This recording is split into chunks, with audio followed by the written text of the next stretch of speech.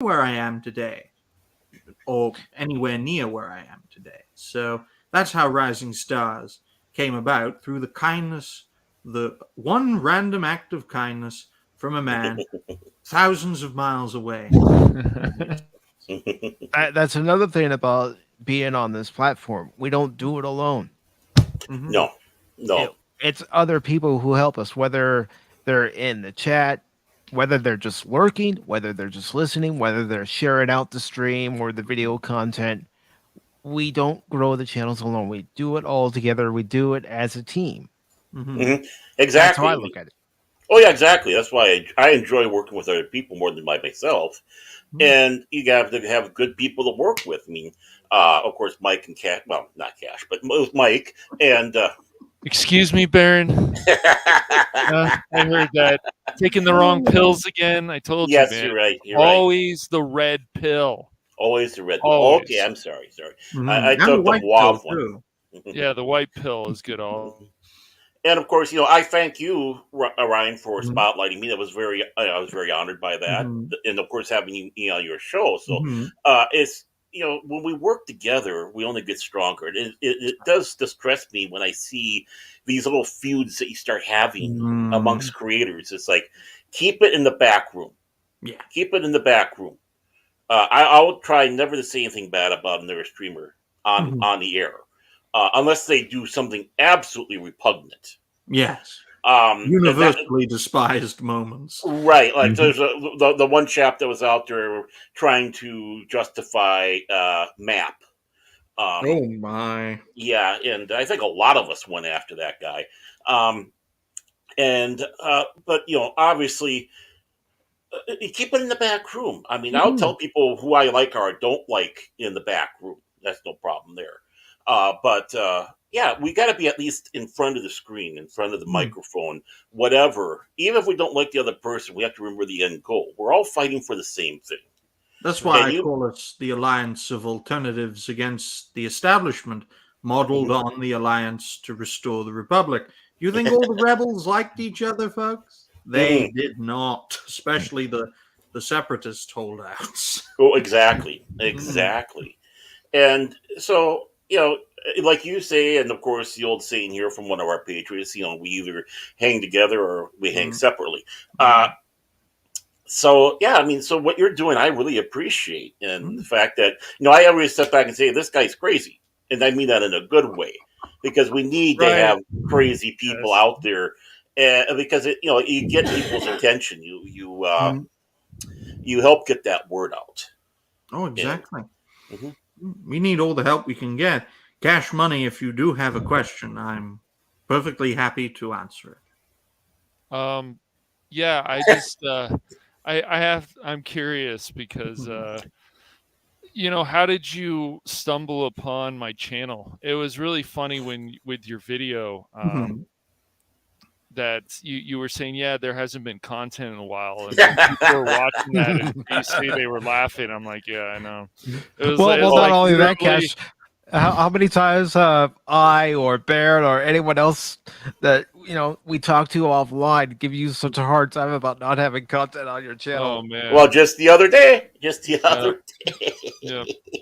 And I felt bad about that because I had the stream before with the Saints Row 2, and then everything went to the crapper pretty much because like, anybody hear me? It was like a bad Star Trek episode, Ryan, and I decided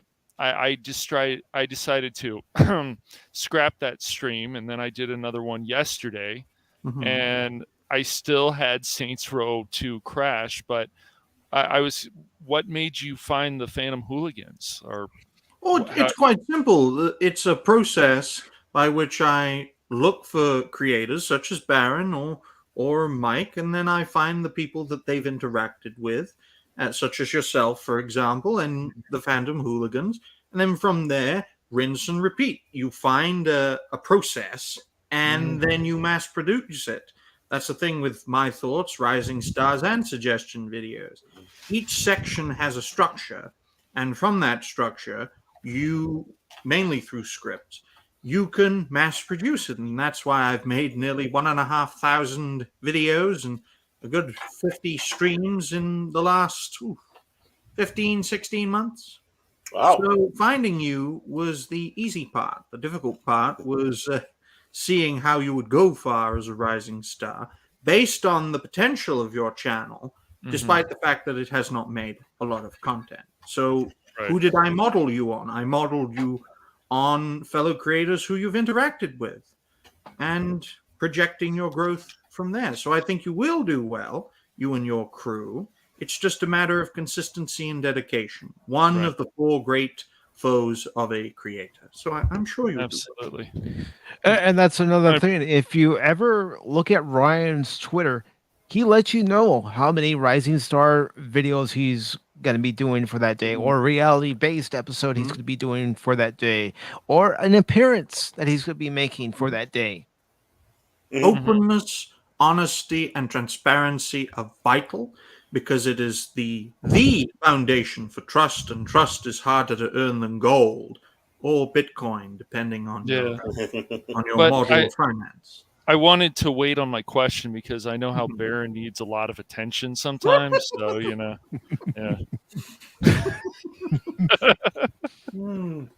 And we do have a question from Angelus Draven, and he says, question, are we fighting for the same thing, or are some fighting to keep it going endlessly for their own means? Well, that's definitely a consideration, my good man. There are creators out there who feed off of not just the pop culture war, but the wider culture war.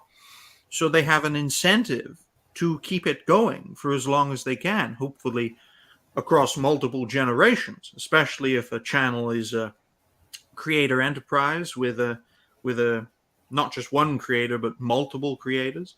So there are definitely creators out there that do weaponize the situation. But considering the fact that our civilization, mostly in the West, but it's spreading across the wider world, is going insane, we all have a greater incentive to bring down political correctness, social justice, identity politics. I put those three together to form woke ideology. We all have an interest in bringing that down because it'll destroy our world, not but it'll destroy our world where we will suffer a fate worse than death. So there are those creators who do, as Draven is saying, keep it going for their own means. But I think the vast majority of us want to put the final nail in the woke coffin, as it were. I'm going to use a baseball reference. We want to get that final out. We want to get the 27th out of this game and, save what's left of our culture. Well, excuse me. It's just also the fact that, and I've said this before, if they would just do the type of content for the woke people and then the content for the non-woke people or whatever, and see which one makes more money, that I think would be a pretty good business strategy. But they will then say that's not fair. Everything's never fair. It has to all be. You're not fighting an enemy that believes in making money, cash money. You're facing a group that wants to prove a point. Yes. And when you've got two forces, one that wants to make money and the other wants to make a point, the force that makes money usually loses because the point is proven by any and all means possible. But if it's a business, then the point group will fail. But if it's not a business model, then the point group will be victorious, at least in my view. Right. Yeah. Well, let me ask you this, Ryan. Do you think movies like Top Gun Maverick are an example of how we are winning the culture war? I personally think that they're exceptions to the rule because the vast majority of films and entertainment, unfortunately, are made within the establishment, and the establishment is unfortunately corrupt to the core, but there are a few holdouts, and examples like Top Gun Maverick ensure that alternatives, when they are presented within the establishment and they do very well financially, the people praise it. But it's unfortunate that most people, especially in Hollywood, don't care about making money anymore. They care only about putting a point across. that is destructive to our society in the West, which is a damn shame. Yeah. But I think there's still movies out there, I Mhm. would say, that Oh, yeah. are still worth seeing. There's still some things that Hollywood is producing besides Top Gun Maverick that are worth seeing. Not Lightyear, but That was your pick for last year. oh, sure it was. Sure it was, Baron. But Minions was actually quite enjoyable. So, Yeah, you and your there's Minions. some Minions. I prefer Comcast to Disney. Go Comcast, boo Disney. Exactly. And real quick, I do want to say hello to Dempsey, and I also want to say hello to DJ Ronnie G. Yep. Great to see some familiar faces. Now, for you, and not being on them or part of it, but as a viewer, what do you enjoy watching more? Do you enjoy watching shorts, live streams, gaming? What is kind of the thing that you like to gravitate to when you just want to sit back and say, okay, time to relax and enjoy? Well, first of all, I can't stand shorts. I can't stand the model of shorts, and I know why YouTube especially brought in shorts. One was to combat TikTok, which is absolute garbage, and number two was to hyperinflate channels to the point where they would be prominent but have no solid communities, and without solid communities, you can't create a sustainable business model. So that's why YouTube have been pushing shorts for quite a while now. In regards to live streaming, I love live streaming, especially when it's directed to people speaking their minds like we are doing now, or when people are gaming together, so long as they have strong internet connections. But the biggest problem I have with live streaming, because my time is unfortunately short, is that, well, for me, they're too long. Their greatest asset is their greatest curse. So I started as a content creator. I will most likely finish as a content creator. And that's why I love the idea of 3 to 5 minute videos of people speaking their mind or showcasing their achievements or things that they have. And so much the better. Keep on going, and hopefully you'll keep on growing. You may not earn any money doing it, but I think that mindset that was very dominant in the 19th and 20th century, that's why America became so strong. That mindset now is being overtaken in the 21st century because of information and technology with trying to prove a point. Because if you can prove that point and spread that point across the world, you can then control the world, which is why the money makers are losing, not just in the pop culture war, but in the wider culture war, unfortunately, because the people who want to make money don't want to prove a point anymore. Yeah. But yes, that's my answer. Hopefully it answers your question. It passes. It passes. It was adequate. No, I'm just kidding. It passes because I know myself, and Baron and Cash know it too. There are times Pop Talk has gone on for quite some time. We've had a couple of 8-hour streams. Oh my just God. because we're having a good time. Yeah, exactly.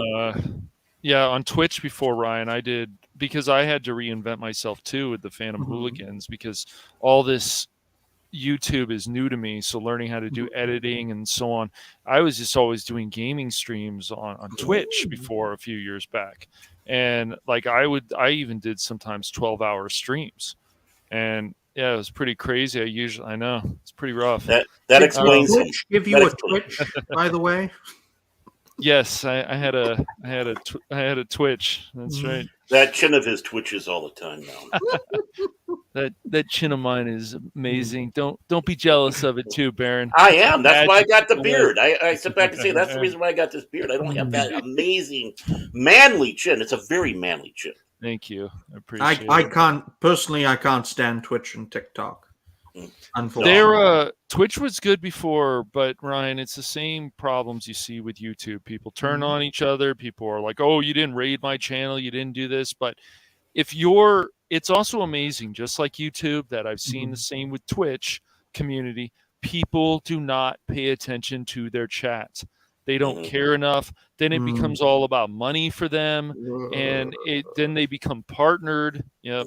And they lose what what the community is supposed to actually be about, and not, and they don't care, and then they change.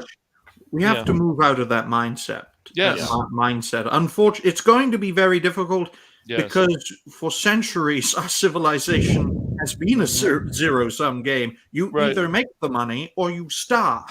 Right. Yeah. But we have the conditions now, ladies and gentlemen, mainly through information and technology, where within my lifetime, and because I'm 23, that's a long time, hopefully, and hopefully, guys, within your lifetime, we'll be in a situation where the service economy goes into information and technology, where most jobs are unfortunately going to be automated. Millions of people's lives are going, or livelihoods rather, are going to be destroyed, similar to that of heavy industry and light industry.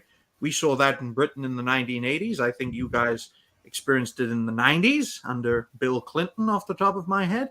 But that kind of seismic change is overdue to happen. But because of the chaos of the world, it has not happened yet. Right. Yeah. Hopefully. We need to not only come together on YouTube, and there's an etiquette, though. People don't understand, like, streaming is hard work. What we also need to do, and I think this would message be good, especially with social media, is create something. Don't create something to tear other people down. Create something, a game, create a channel, create art, whatever. Well, exactly. There's nothing wrong with going out and critiquing. People always about to say, "Well, you're being critical," but critiquing can go the positive way as well when you do a critique. But so many people fixate on the tearing down instead of building up. And I think amongst all of us, well, we tear each other down. Mike, Cash, Crit, all of us guys, we tear each other down all the time. But, we give each other such a hard time. I mean, if folks that are watching right now could only hear us in Discord. oh my. But I remember talking with Mexican Iron Man. He sat back and said that do like 5-minute, and that's what I consider a short 5-6 minute, not like the TikTok crap. And I'm thankful I don't have it on my phone. I've seen some Twitch stuff, but I haven't really gotten involved with Twitch. Just Discord, Twitter, so I can get stuff out there, and I even have a Facebook that I barely see, to be honest with you, because I'm not social media. But Mike is absolutely right. If it wasn't for the people that are in our chats, there we go. Now I got it right. If it wasn't for those people in the chats, and more importantly, those that aren't in the chat, because you do have people that like to listen, but they don't, for one reason or another, they don't want to be involved in the interplay that's back there. They just enjoy watching it, whether it's that fact they're listening in the car or listening while they're doing something. They're the important ones. Without them, we wouldn't have anything. And if all they hear is us bitching, complaining, whining, and moaning and tearing down, we're going to lose people. People want something positive. And I think when we go out with our solo keys and other things, is about what can we do to make it better and why it's important to us. And you hear people sit back and hear that passion. They identify things much more. So, also when it comes around the live streams, Mexican Iron Man was saying, try to keep it to an hour. Well, when I was doing After Dark, it was usually going about an hour and a half to 2 hours. Because, again, it gets to be so much fun because you're talking with people, having great conversations, and that's the important thing, the conversation. So, which is why it was fun being on your show twice already, and I can't wait to be on there again. Oh, definitely. We always like to speak our minds over at Reality Based, and this great guy knows how to speak his mind. Probably for the 3rd and 4th episodes where we have people on, we talk about topics of the day, and there have been quite a few topics of the day, not just in pop culture, from the MCU to the DCFU, but also in wider culture, where Joe Biden has been taking on a balloon, and it took him 6 days to shoot it down. My goodness. Now, had it been Japanese, he would have shot it down in 6 hours, because it would have probably had a bioweapon in it. Oh my. It'd be Godzilla. Yeah. And Dempsey brings up a good point here. Mhm. Busting balls isn't the same as tearing people down. Yeah. Yep. Though some people use others as human stairs to reach their lofty goals. That's They true. do. Dempsey is right. It's a damn shame that is the case. I personally, folks, want to be in a position where I can be a regular guest on a creator's show every day throughout the week, and then we'd never have reality based, and we would all have a good time talking about topics of the day. I've managed to get Friday with Loki and Dave Bob and Arwin, Monday with Sir Talks a Lot. He's recently rebranded as Talks a Lot Entertainment. For short, it's Talent. So that's pretty good. It's always nice speaking with fellow creators and sticking together, because we need that more than ever. And especially for up and coming creators, only in the few hundreds, always nice to get them onto the show so they can speak their mind and also speak their piece too, because we all have our origins and our different points of view. And that is our strength. That is true diversity, ladies and gentlemen. True diversity leading to true strength. And it's not skin deep either. No. Well, yeah, I mean, when you have somebody, I mean, there'd be something different when they're doing like a short, like the 5-minute video or a 45-minute video, where it's just them, whatever, and usually it's scripted and such. When you at least get to talk to people like this, they're not scripted. You can throw curveballs at them, not bad ones, just, and you can actually see, is this person genuine or are they full of BS? Right. It's a great test. Yeah, it's a great foundation, and sometimes you can find people's quirks, as it were, or bloopers, as I like to call them, because it's not easy being in front of a camera. That's why some creators, such as the host and one of the co-hosts, is hiding behind the avatar, which is perfectly fine, folks. I wasn't smart enough to come up with a creator name, so I just called myself. Looking back, I'd probably call myself reality based. Why? Because the truth is reality based. Right. Well, Cash doesn't show himself because he's just too damn handsome. I mean, the girls flock to him, and it'd be like a Beatles concert. All this screaming in the background. We couldn't get a word out, so that's why he hides himself. Mike, I don't know why he hides himself, because he's trying to take over Doomcock's spot of being the ultimate arch villain of the universe. There. You got a face appearance. I haven't done one in a while. There you go. Good, very good.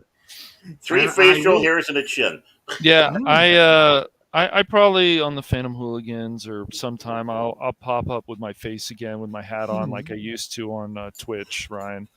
But yeah, I just also enjoy talking to other people too. If people want to have me on and want to do interviews and stuff, I'm always interested in that, because there's a lot of interesting people, and after everything that happened with Twitch, when you're just really by yourself, usually, unless you're in VC playing with your friends, that when you're going to your other friend's channel, hey, what's going on? Then after the shows, and then you have these communities, and then they just keep falling apart. Even when you're doing charities, it falls apart because of egos. It's usually the egos, and that's why I keep money out of what I'm doing, because that's probably one of the reasons that their Jenga towers collapse, as it were. Because that old mindset, because most of the most prominent creators out there, folks, were born in a time where it was a zero-sum game, was the Cold War period. Either the Free West was going to win, or the entire world would be flying the hammer and sickle. Right. So it really was a zero-sum game. But these days, it's just confusing. You don't know who's what anymore. What is a woman? The one thing that amazes me, though, is you're only about 2.5 years older than my daughter. And my daughter was born in 2001. This guy down here could be my son, folks. Okay. Oh, boy. Yeah, maybe. Oh, you're just jealous, Cash, because you can't be my son. I don't want to be your son, Baron. Yeah, you do. I don't think so. Because that way, if I drop off, you get all my stuff. That's Oh boy, no. I'll take it anyways. I mean, what? That sounds very communist to me. Yeah, it does. He lives in California, so. How are you still alive? I don't know. I just am. I've been in Southern California all my life, Ryan. So I've seen all kinds of crap going on here with politicians and all kinds of screwiness, but it never gets boring here. That's for sure. Too. Yep, it never gets boring here. I'll say that. Always walking around in his flip flops and shorts and the hat off to the side, going, "Hey, yo, dude, man, how's it hanging? Yeah, yes. Better get me some Valley Girls, man. Yeah, that's right, Valley Girls. Yeah, maybe not." And real quick, I do want to say good morning, good afternoon, good evening to Resolute Chirp. Hey, what's up? Hey. And I also want to say good morning, good afternoon, and good evening to Michael Block. For the longest time, Cash's big pickup line with the Valley Girls was, "I got a spoon for you to gag on." That was never my. I don't believe in all these silly pickup lines, Baron. Yeah. Folks, Cash Money is so huge that if he really revealed himself, he'd cause the San Andreas fault to go overload. Oh, yes. Oh, Cash Money can put this change in my piggy bank any day. Well, I will say, as someone who is native to California but escaped California 25 years ago, I'm glad I got out of there. It's a mess, but I mean, look at what's happened in Minnesota.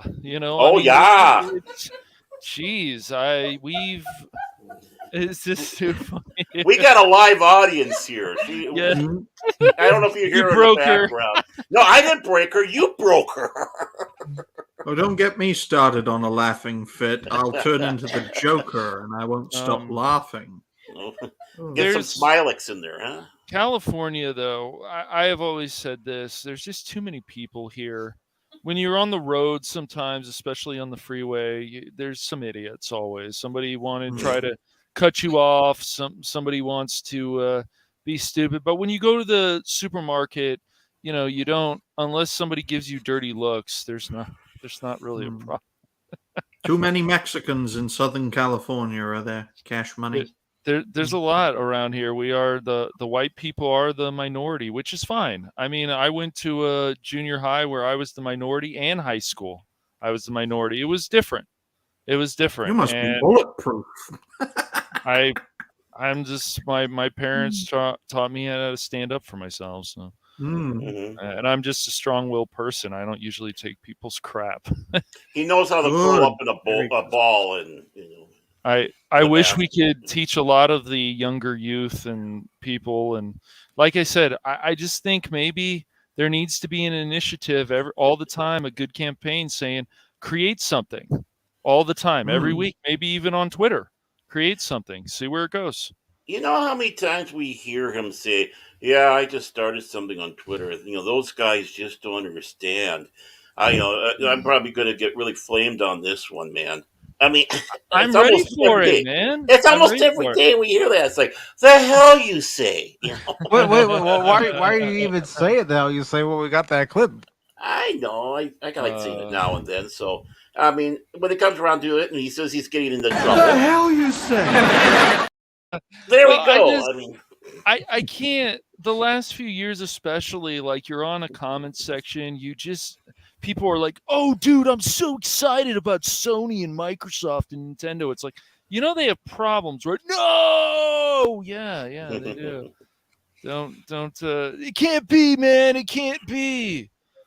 Shirley, you can't be serious. I am serious, and don't call me Shirley. I never thought that Valve would ever make a games console. It's basically just a Nintendo Switch PC. The Steam Deck is pretty impressive. Yeah, what I've pretty seen. Expensive too. Yes, it stinks. It doesn't though. Mm-hmm. Yeah. So now we get to the point, Ryan, where we're at $70 games, and people were like, well, it's going to happen because of inflation, ha ha ha, and stuff. And you're just like, are you people dumb? Like, oh, you are. You have a brain in your head. Do you understand that these companies are getting greedy again? And so people, one of my friends actually always likes to say, Ryan, he said, you're allergic to what did he say? Allergic to good entertainment or whatever. You're allergic to fun. And it's like, it's hard when you grew up in the 80s and the 90s, like Mike did, like Baron has, even in the 70s and so on, right? And you see all this entertainment, and you see excited how people were. You go to Universal Studios, people are dressing up. I mean, that still goes on to an extent, but it wasn't.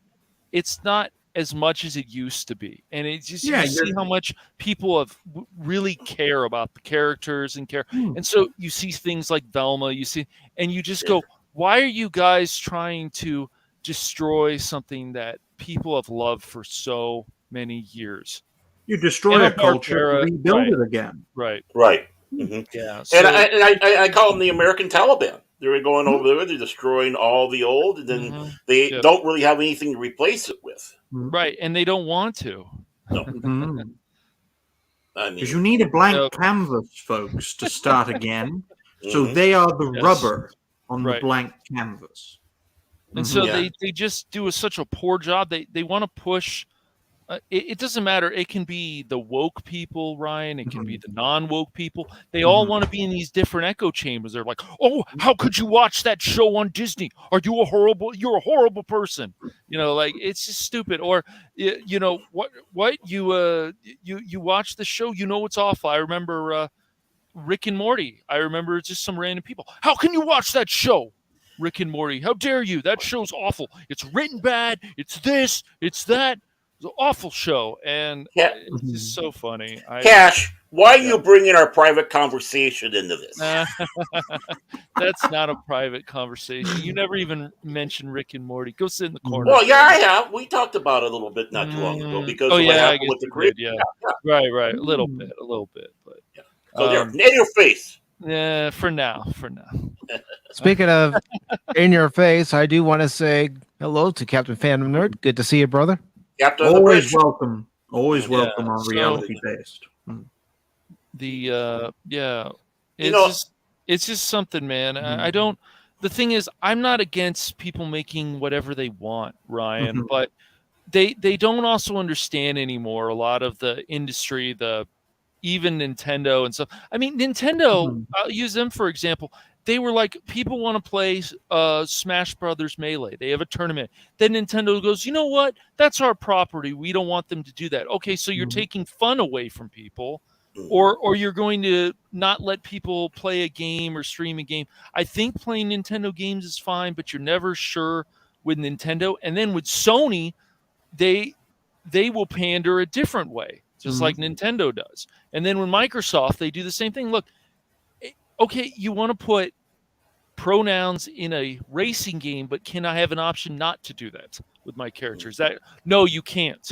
Where we're telling you buy the game, you're going to have to do this. And just silly.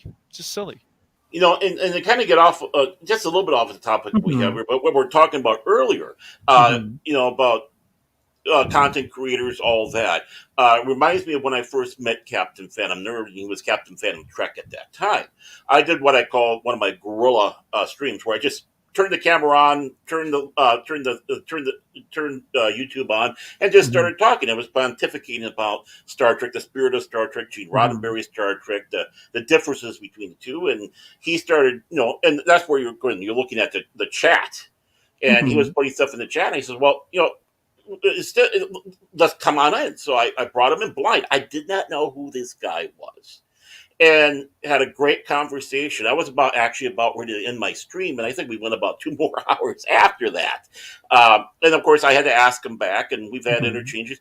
And that's one of the wonderful things about when you start meeting the people out there is, hey, you know, this guy seems interesting. Let's just blindly put him on there. The worst that can happen is I have to hit the flush button, which, you know, I didn't have to because he was such a great conversationalist. And then when I had him on my show, again, and they're a great conversationalist.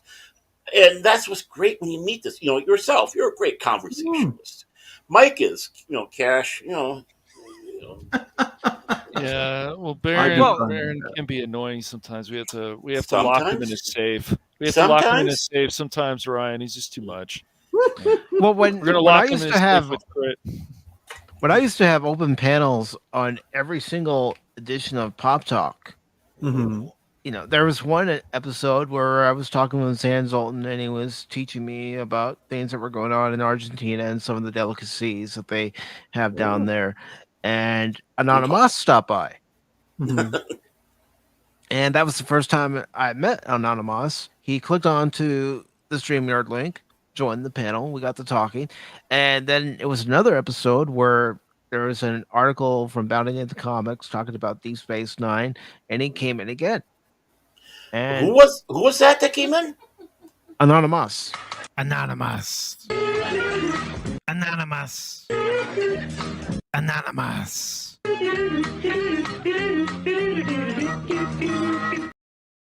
And that clip was created on another time he came on because he was saying that he was watching a Star Trek related stream the night before. It was actually Clobber Times.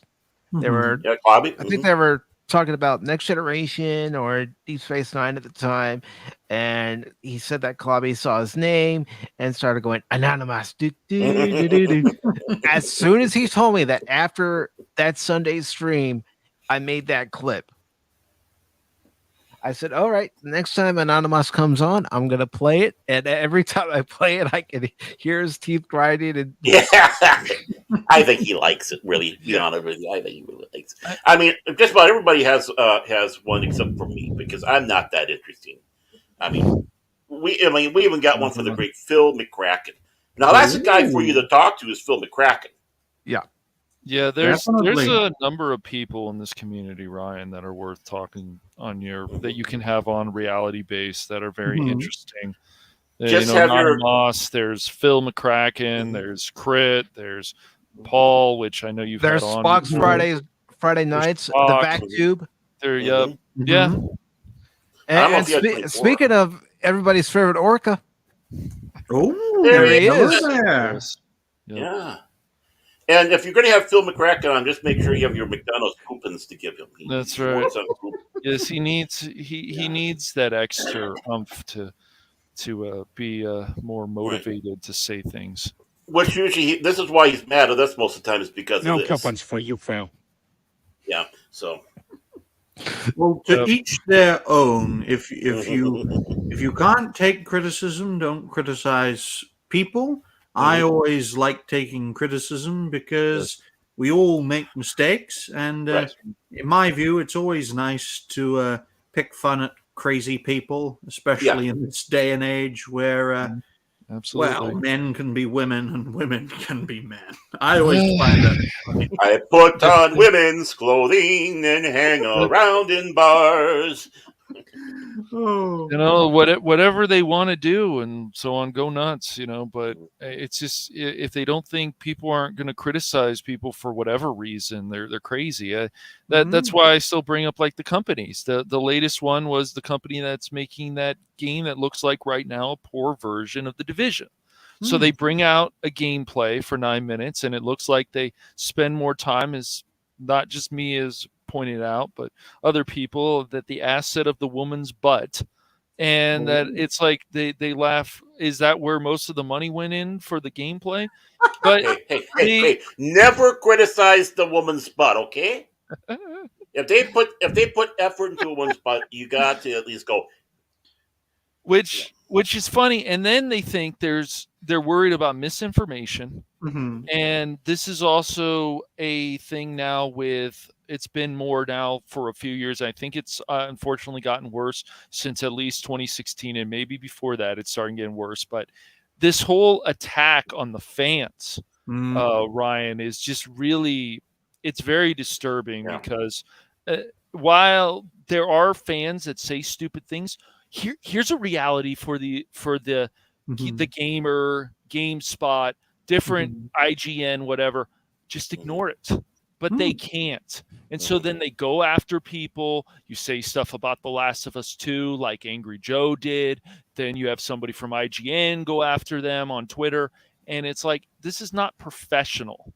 No. You don't like it, just ignore it. And I get it, you can't always do that, but yeah. Well, that's why the establishment are terrified of the people. Because if the people were an institution unto themselves, like, say, for example, government or corporations are, it would be in power for all of time. I mean, government literally sustains itself off of the hard work and endeavors of the people, and to an extent, so do corporations. So that's why fans are attacked, because they have the potential, if they banded together and worked together, to sweep them all away.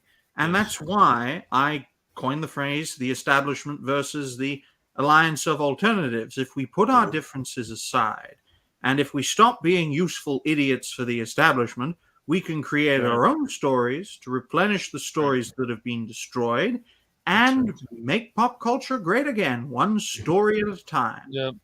Yes. And Dempsey does have a question for all of us. Now, I can honestly say I have not seen it, so I cannot comment. But if the three of you have seen it, go ahead and comment on the new D&D movie trailer. I only saw the first one. I haven't seen this newest one that comes out. I gotta watch it. So it has potential. I would say it has potential. I hope so. Chris Pine looks like he's good in this leading role, and you got Michelle Rodriguez, and I can't remember Hugh Grant's in this for some reason. Why not? Yeah, why not? Yeah, there's some potential there. As you know, as long as they have fun with it, it has a bit of a goofy side, which it looks like it might, and they care enough about the property, and it could be a big hit. But they have to care enough about the property if they're going to put in some kind of agenda, some kind of message, and lecture the fans, which can obviously continue to happen. And if they are lecturing you, it should be a good lecture, and it should show both sides, not just, how dare you believe this, and you're a horrible person. Though I think when somebody calls somebody a horrible person or racist or whatever, you just go, thank you. I appreciate the compliment. I'm not that person, but thank you. I can be. It's okay. I mean, I live in California, so I'm supposed to be pretty horrible. So. Well, let's take an example here of how you have some people out there who want to go after those who are playing Hogwarts Legacy.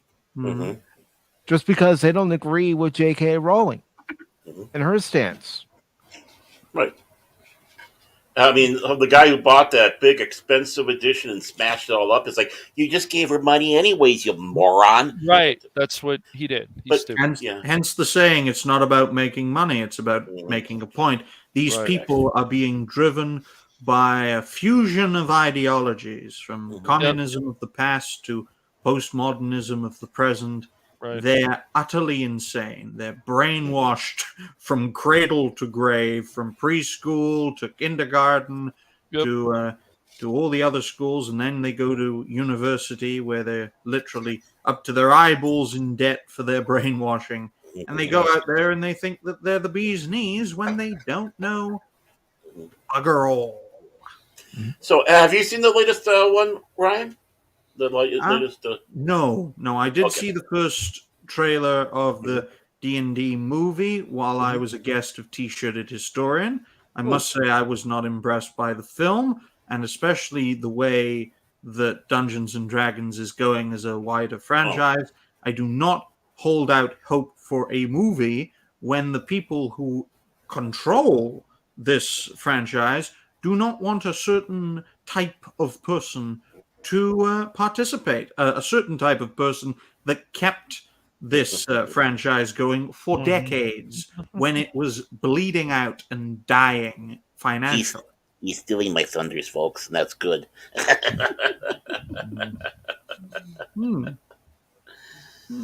Now, Ryan, I know your time with us is limited today, so of the 5 articles that I have lined up, Disney not fighting DeSantis takeover, a special district. We also had the story on the day before studio disavows disinformation surrounding the game. And we also have the story about wokeness having nothing to do with Disney Plus losing 2.4 million subscribers. plus Wizards of the Coast telling white males to stop playing tabletop games, and Chuck Dixon saying James Gunn doesn't know what the hell the audience wants. Of those stories, which one would you like to discuss? Well, I think two that piqued my interest the most would be the one regarding Disney Plus and the one regarding the DCFU, as I like to call it. Hopefully that term sticks. My knowledge of D&D is not the best, so I'll leave that to this great guy. My knowledge on Disney's special status in Orlando is not the best, so I'll leave that to you guys. And the nice ass lady on that game that could well be a ripoff, that's not my area of expertise either, unfortunately. So let's begin. All right. Okay, here we go. DCFU. So this article was posted on Bounding into Comics on February 9th. It's by John F. Trent. It says, legendary DC Comics writer Chuck Dixon reacts to James Gunn's DCU slate. I don't think he knows what the audience wants. And the article starts off by saying, legendary DC Comics writer Chuck Dixon, who created Batman villain Bane alongside Graham Nolan and rejuvenated Firefly, shared his thoughts on James Gunn's upcoming DCU slate. There's a booper. Yep. But I'm full of them here on Pop Talk. And it goes on to say, Dixon shared his thoughts during episode 130 of Ask Chuck Dixon on his YouTube channel, where he was asked by Eric Morin, James Gunn has announced his slate of movies and TV shows. What do you think about what's going on? And goes on to say, Dixon replied, well, it kind of looks like a mixed bag to me. I've got to wonder if Gunn's proposed list is for real. Is it a wish list? Are these things actually going to be put on a schedule? It seems like an ambitious list. Seems like a lot of stuff. It seems like he's going to be writing a lot of it. I mean, if he writes all the things he says he's going to write, he's not going to be leaving the house anytime soon. Then it also goes on to say, but I got to wonder, is this just a pie in the sky? Is this just a wish list? He reiterated. Dixon continued, some of the things seem extremely underwhelming. Some of the things seem to exist only to check boxes. Quite frankly, I don't care. I know you don't want to hear that, but I don't care. I've never seen a DC-based movie that I've ever liked. Goes on to say, I don't think I'll see one. I wonder if he even means the Christopher Reeve Superman and the '89 Batman. Maybe. Because I thought at least those were two good outings. And it also has a quote here that says, and now that they've moved far, far away from the source material, I really just have no interest. Fair enough. Yeah. Dixon then pivoted to wondering why James Gunn was picked to be DC Studios CEO. The choice of Gunn to basically be the basket they put all their eggs in, I don't understand it, given his track record. Yes, he had enormous success with Guardians of the Galaxy, but if you look over the rest of his films he's been involved with, it's okay. I mean, they've earned money. They weren't blockbusters. They weren't huge. Really, the only thing he was involved with was the Guardians of the Galaxy franchise. And then it goes on to say, Dixon then opined, while I find a lot of his stuff entertaining, over time you kind of see the notes coming. I'm kind of familiar with his repertoire. I don't see how it's going to translate to DC. I don't understand why in an industry like entertainment where everything is about conversation or conservation. Yeah. Again. Thank you, folks. I'll be here all week. Nah, you gotta laugh it off. That's what Oh yeah. I risk you would hand over everything to one guy. And then it also goes on to say, now I understand there's other films that in production that he won't be involved with, but the idea is, as I see it, is that once all these films are finished and released, everything coming out of DC in movies and television is going to be gun. All gun all the time. Mm. I just don't see how you can take a slate like that and have any hits. There's no diversity of thought or approach. Everything is going to be seen through the lens of one guy, he stated. He's not wrong. Mm-hmm. No. I'm just holding my tongue until the end. For some reason, I don't think James Gunn is Louise B. Mayer, Dixon Hoisted. I don't think he knows what the audience wants. Unfortunately, nobody in Hollywood knows what we want because they don't listen to us. No. Dixon then pointed out how much of Gunn's slate appears to be based on newer comics rather than the core DC stories. The other thing I find perplexing is that so much of this new material is going to be based on relatively new comics that appeared within the last decade or so. These are not core basic DC properties or DC stories.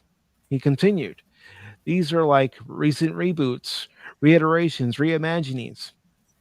And that's fine, except they're not comics that sell particularly well. They're not record breakers. They might have been among the best selling things at DC. That's kind of like saying, well, this turtle came in first in the turtle race. Indeed. It's not going back to the classic material. It's also not going back to material that I think is going to find a universal audience. So for me, it's both concerning and I don't care. I really don't care, he concluded. So basically, without reading the rest of this article, I think we can pretty much summarize this, and I'll just play this soundbite. Oh my God, who the hell cares? Really putting the F in the DCFU, because a lot of people were excited with where the Snyderverse was going to go. You had so many of these stars. They may have been aging a little bit, but there was so much potential there to just go all out, throw everything we have at it, the irresistible force meeting the immovable object in Henry Cavill versus The Rock, Superman versus Black Adam. But unfortunately, that will no longer happen. You could have had all sorts of other films that I believe that some of them are being released this year, but they won't be released in their sequels won't be released in later years. And it just goes to show that I think the Gunverse doesn't have a leg to stand on, unfortunately, because so many of the fans of a specific faction aren't going to get behind it. Every story should have a beginning, middle, and end, and unfortunately, the Snyderverse did not have the chance to even get close to the end of the middle, never mind the end in itself. But go ahead, Cash Money. I think you were going to say something.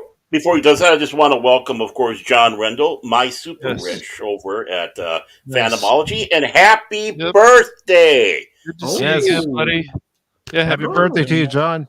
It's great talking to you the other day. The weird thing is, like, you look at, like, I've watched recently with one of my friends, we were watching stuff on Discord, watching Constantine, and we're watching how violent this is and how good this is. And we don't, yes, there was a Constantine movie, but why don't we get a Constantine movie where we're seeing Zatanna and Constantine in the relationship and things that happen and the violence and stuff, and it's rated R, and we learn more about her origins. And they talked about doing an origin story, but that was all before this was, of course, before who bought Discovery, right? Discovery. This is all before Discovery, and I don't really understand all these decisions. There's all these comic books left out to dry. We never have gotten an actual live action movie of Nightwing where we can put in Batgirl. I guess Nightwing was supposed to be in this new Batgirl movie. I don't know. Barbara Gordon is oh no white, but anyways, it's still it doesn't matter because they have some good ideas excuse me, and then even in the CW, and then they squander it. Good ideas squander every time, and can't they just keep doing the good ideas? And there's Nightwing's pretty interesting. I would say he's pretty badass actually. You've got this whole thing where Batman and Dick Grayson have these problems, and then he goes out on his own. He feels he's under Batman's shadow, so he's like, "Fuck Batman, dude! Screw that guy." So that stuff is like interesting, and we don't get that. And I would even like to see Ryan and guys the more of Christopher Nolan, but even Christopher Nolan is probably like, do I want to work with these people anymore? I want to go probably do something else. And his brother probably feels the same way. I'm just guessing. They did the 3 movies, and people can like those films or not, but they made a lot of money because they were well-made films. And even if you read the comics or didn't, and you're a purist, and I understand that too.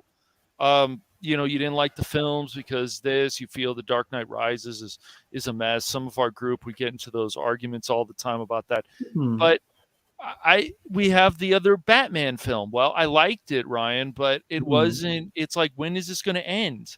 Some of this movie, I just like.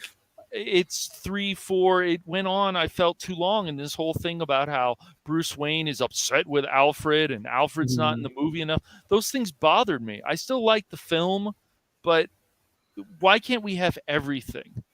And even this new Catwoman, I didn't care for her much at all. Well, there are plenty of reasons, unfortunately, that you can't have everything. It's I've always found, as someone who's very lazy, especially physically, that it would be quite simple to take a comic book and turn it either into a very long epic style movie or a television series with a very big budget. But these people don't want to do that. I've been told that's mainly because of ego. I'm sure it is, yes. So in such a scenario, there are so many factors in play, unfortunately. There's the creator's ego. There is the desire for the company, whatever that desire is, whether it's to make money or to prove a point. There's also the source material available. Do they take it seriously or do they not? Most of these establishment type figures do not take source material seriously at all. So it's ego-driven stories with a bit of modern day agenda. No wonder it's failing financially, and no wonder it's failing in terms of establishing a coherent story. But I'm the lazy type. Take it from one media, put it into another, and hopefully people enjoy it. I liked that when Sonic did it. From the game, Sonic Adventure and Sonic Adventure 2, into Sonic X, which was a TV animated show. It's the same. It's practically the same thing across 2 different mediums, but you can enjoy it for what it is, even if you know how it ends. Well, they've done such a good job with their animated movies, and a lot of them even before Discovery took over. And we could see that on the live screen, a lot of that source material, and they just won't do it. I mean, unfortunately, I don't know what they were thinking with Birds of Prey, and I don't know what they were thinking with 84. And if people liked it, fine. If people like some of Birds of Prey, fine. But the only good thing in there was Black Mask, and that was Ewan McGregor. He was what kept that movie going. Everything else was basically a lecture. And they're missing the point of what the Birds of Prey are. It was not a lecture to say how evil all these men are, but these women will still succeed. All the while, the plot Sonic was just horrible too. Right. All the while, Sonic just smashing it out of the ballpark, so to speak. Same with the second one, and hopefully with the third one, where they turn the moon into a cannon and try to blow up the world. Hopefully it's that storyline, but you never know. They did take a bit of creative license, but it still worked. Yes. You don't know what other movies, working for the audience on a $12 million budget. That's Megan. Mm-hmm. That movie is making money in the theaters. Yes. Hit horror film. Such an original concept. It was a 7 out of 10 movie for about 3/4 of the way. It was a rather contrived ending, but considering its budget and the fact that it is probably one of the most original films that mainstream films that are going to be released, combined with Cocaine Bear, which I think is due for release too. Yep, very soon here. In fact, I think this week. It's good to see that Megan has done so well financially, and hopefully the same will be said of Cocaine Bear. They both do well because they're both very original concepts. They may be contrived in their endings, and they take inspiration from other films, but that's how low the standard is, folks. Are there any other original films within the mainstream released after Cocaine Bear? Maybe Oppenheimer, but that's about Oppenheimer, exactly. Yeah. Oppenheimer should make good money. So that's because Cash Money's pro nuke. He likes the mushroom-shaped cloud. Well, Barry, you and I have talked about this on stream, off stream, that if we were going to go see an MCU movie, the only one that we're even remotely interested in is Guardians of the Galaxy Volume 3. Yeah, exactly. And that's about it. And, as we're talking here with Chuck Dixon, and I know a couple of weeks ago, I was, saying how cautiously optimistic I was about this. And then, talking with 24 and other people, and of course, this news article and this talking here, my optimism has been dropping, I hate to see. Because, Gunn is he with Alan Moore and Garth Ennis, how much that influences him, and those guys are anti-hero, and you can't have that for superhero. You have to, go out there. I mean, he wants to do Swamp Thing. Is he going to do the Alan Moore Swamp Thing, or is he going to go before that? So when you're doing that as the base, where you don't believe in heroes, then how are you going to do these epics? And comic books are epics. They are epics. These are definitely our sagas of the day, where we sit back and not only enjoy good stories, but when you have great artists, think about all the hard work they put in for the art.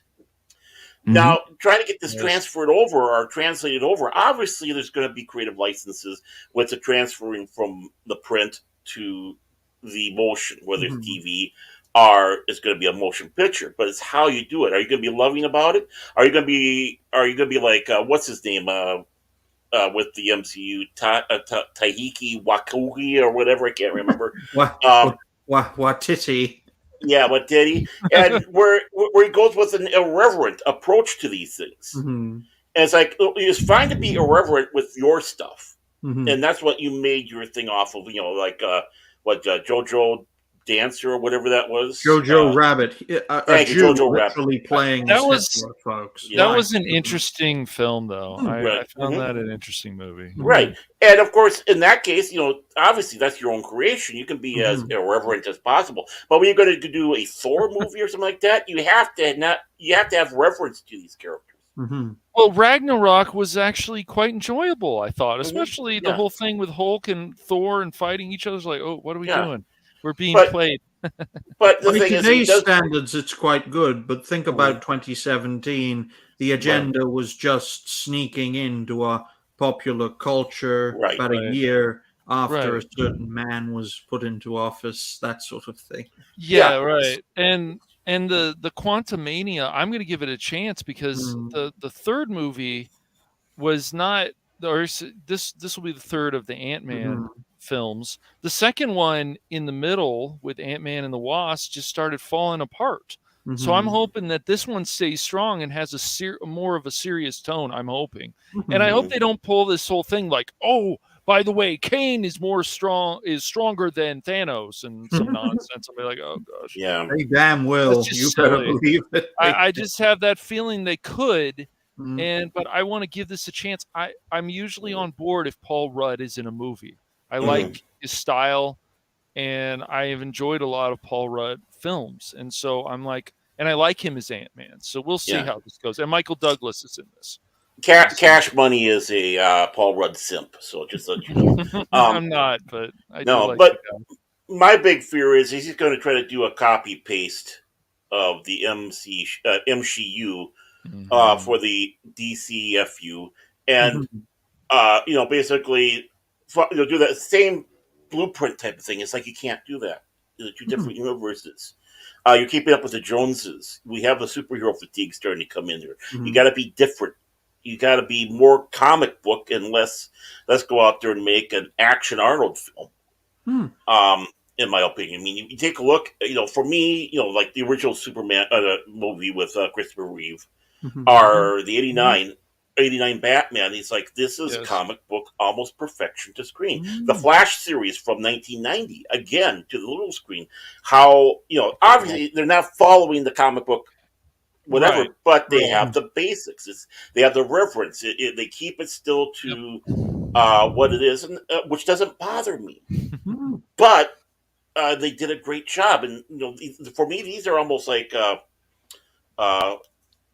comic book perfection when it comes around the films, and that's what they should start looking at. What they also should look at is stuff that Christopher Nolan did. Yes, he went away from the source material. Yes, people can be upset about Tally, but people will be upset about everything. But if you really dig into The Dark Knight Rises, he's building himself up. It was great to finally see Batman broken after all the stuff he put through his body, all the fighting, and like we've seen that before with The Dark Knight Returns. This is an older Bruce Wayne. He's broken. We've seen that with Batman Beyond. And so I appreciated Christopher Nolan showing that we never really got to see that before. We had, you can like Batman Forever or not like it, bat nipples with Batman and Robin, whatever. Nonsense. But they have a better direction with that. And then they decide to just go away from that. So we get Birds of Prey. Even the first Wonder Woman film was very good. So if you watch the animated movie that came out in 2009 and you compare that to the first Wonder Woman film, you're like, oh, wow, they've got something here. And then Patty Jenkins like, I need more control. And then we got 84. Now you can like that or not like it, but they disrespected Cheetah. They didn't really disrespect Wonder Woman, is more just the story. And what was the most interesting thing probably about that movie was Pedro Pascal. And he wasn't a type of a certain former president. He's a madman. And in that movie, they gave him a kid. In the comics, if you ever read the comic, which was not called 84, Max Lord is demented. He really wants to take over the world. And in the comics, spoiler alert, Wonder Woman actually cracks his head and Superman comes in and says, what have you done? And she's basically like, he's basically too dangerous to be left alive. And that would have been cool to see something like that in the movie. Well, I'd just like to make one final point on the DCFU. The last time DC brought in a Marvel import, it led to the original Justice League, and look what it led to. My goodness, Zack Snyder had to come back and try to put the pieces back together of his own project. You'd think that folks over at Warner Brothers and DC would have learned their lesson with a Marvel import, but they have not. And they paid a price for it. Yeah, and that's all I have to say on that. It's just silly because Joss Whedon, who gave us Buffy the Vampire Slayer, Firefly, whatever, and then you find out this guy's probably a piece of crap, like most people in Hollywood. But you just follow the vision, what you've already been given. You don't go away from it much. You just keep following what was given to you.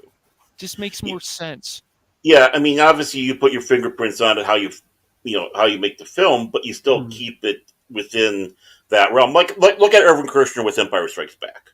Obviously, his fingerprints are all over it, but it still has the same style as the original Star Wars, and of course, Return of the Jedi that follows. And to be a filmmaker, to understand that is something we've lost. I think we really have lost that. Mm-hmm. Yep. Yeah, and I know I see that we got Phil. Phil came in, so we got to say I this. tell you, Phil Crocker gets no respect. Oh. Yes. I don't know why he stopped early there, but he just gets no respect. Yes, and remember, Phil, you didn't spell remember right. You might want to fix that. Ooh. I can't criticize Phil. You know how many spelling errors I make, especially when I put out a tweet? There's two M's. Two M's, Phil. Well, let Cash Money have his fun. Or, sorry, Cash Monet have his fun. So, yes. All right. So let's go ahead and move on to the other article our guest would like to discuss, and that's from Cosmic Book News. And it says, wokeness has nothing to do with Disney Plus losing 2.4 million subscribers. Yep. Sorry. And this article, I had a cough. No, sorry about no that. problem. You got to clear up the throat. Yeah. No. Oh, sorry. I'm sorry. I'm back. My apologies. Whoa! Toilet. Well, that's why I keep the little bottle here for the forbidden lemonade. I don't have to get up and leave. Just have to remember which one to drink of. That's No, I actually went to the toilet, Baron. Okay. Baron, do you need the play-by-play? Is that what you need? Is that the problem? I don't need any play-by-play. Baron, is that a Super Bowl reference, man? No, it's not. The Super Bowl, what's that? I have no idea, but that'll be on later. It is, yeah. Look at that picture. 4 bad shows. The only good one is Gordon Ramsay.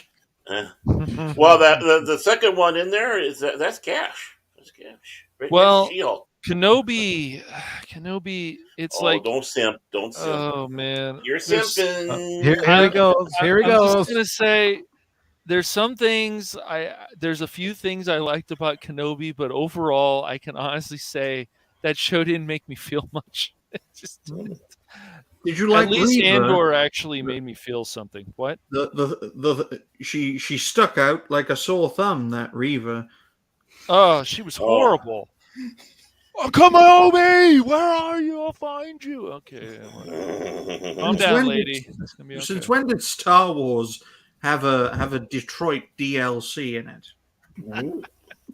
Well, I mean, she just was. It's a mess. And where was this whole thing about the Inquisitors? Why weren't they really intimidating? I wasn't intimidated by it. Maybe the one, but kind of, but not really. Darth Vader was definitely the most intimidating thing in that show, of course. But Reva had like plot armor. She was just alive all the time. Oh, I got stabbed 3. Oh, I'm okay. I got 3 stomachs or whatever. I'm fine. I don't blame you, Black Dragon. No. The Super Bowl, the focus is no longer on the game. It's who's going to be performing in the halftime show and whatever other crap they want to put in the game. The M&M advert. I'll have the game in the background. Yes. What? Yeah, there'll be an M&M advert that will. But we're back, people. Well, I'm talking about Cash. He's going to have in the background. It's like, well, come on, man. Come on, man. The game will be fine with the Kansas City and the Eagles. You just skip a lot of the other crap. The last halftime show I saw, and that was good. I think it was when they were in New Orleans. And you had the Blues Brothers and I think ZZ Top. Oh, and they set off all those fireworks inside the Superdome, but the idiots had the vents covered with all the banners, so the place was just kind of smoking. Oh yeah.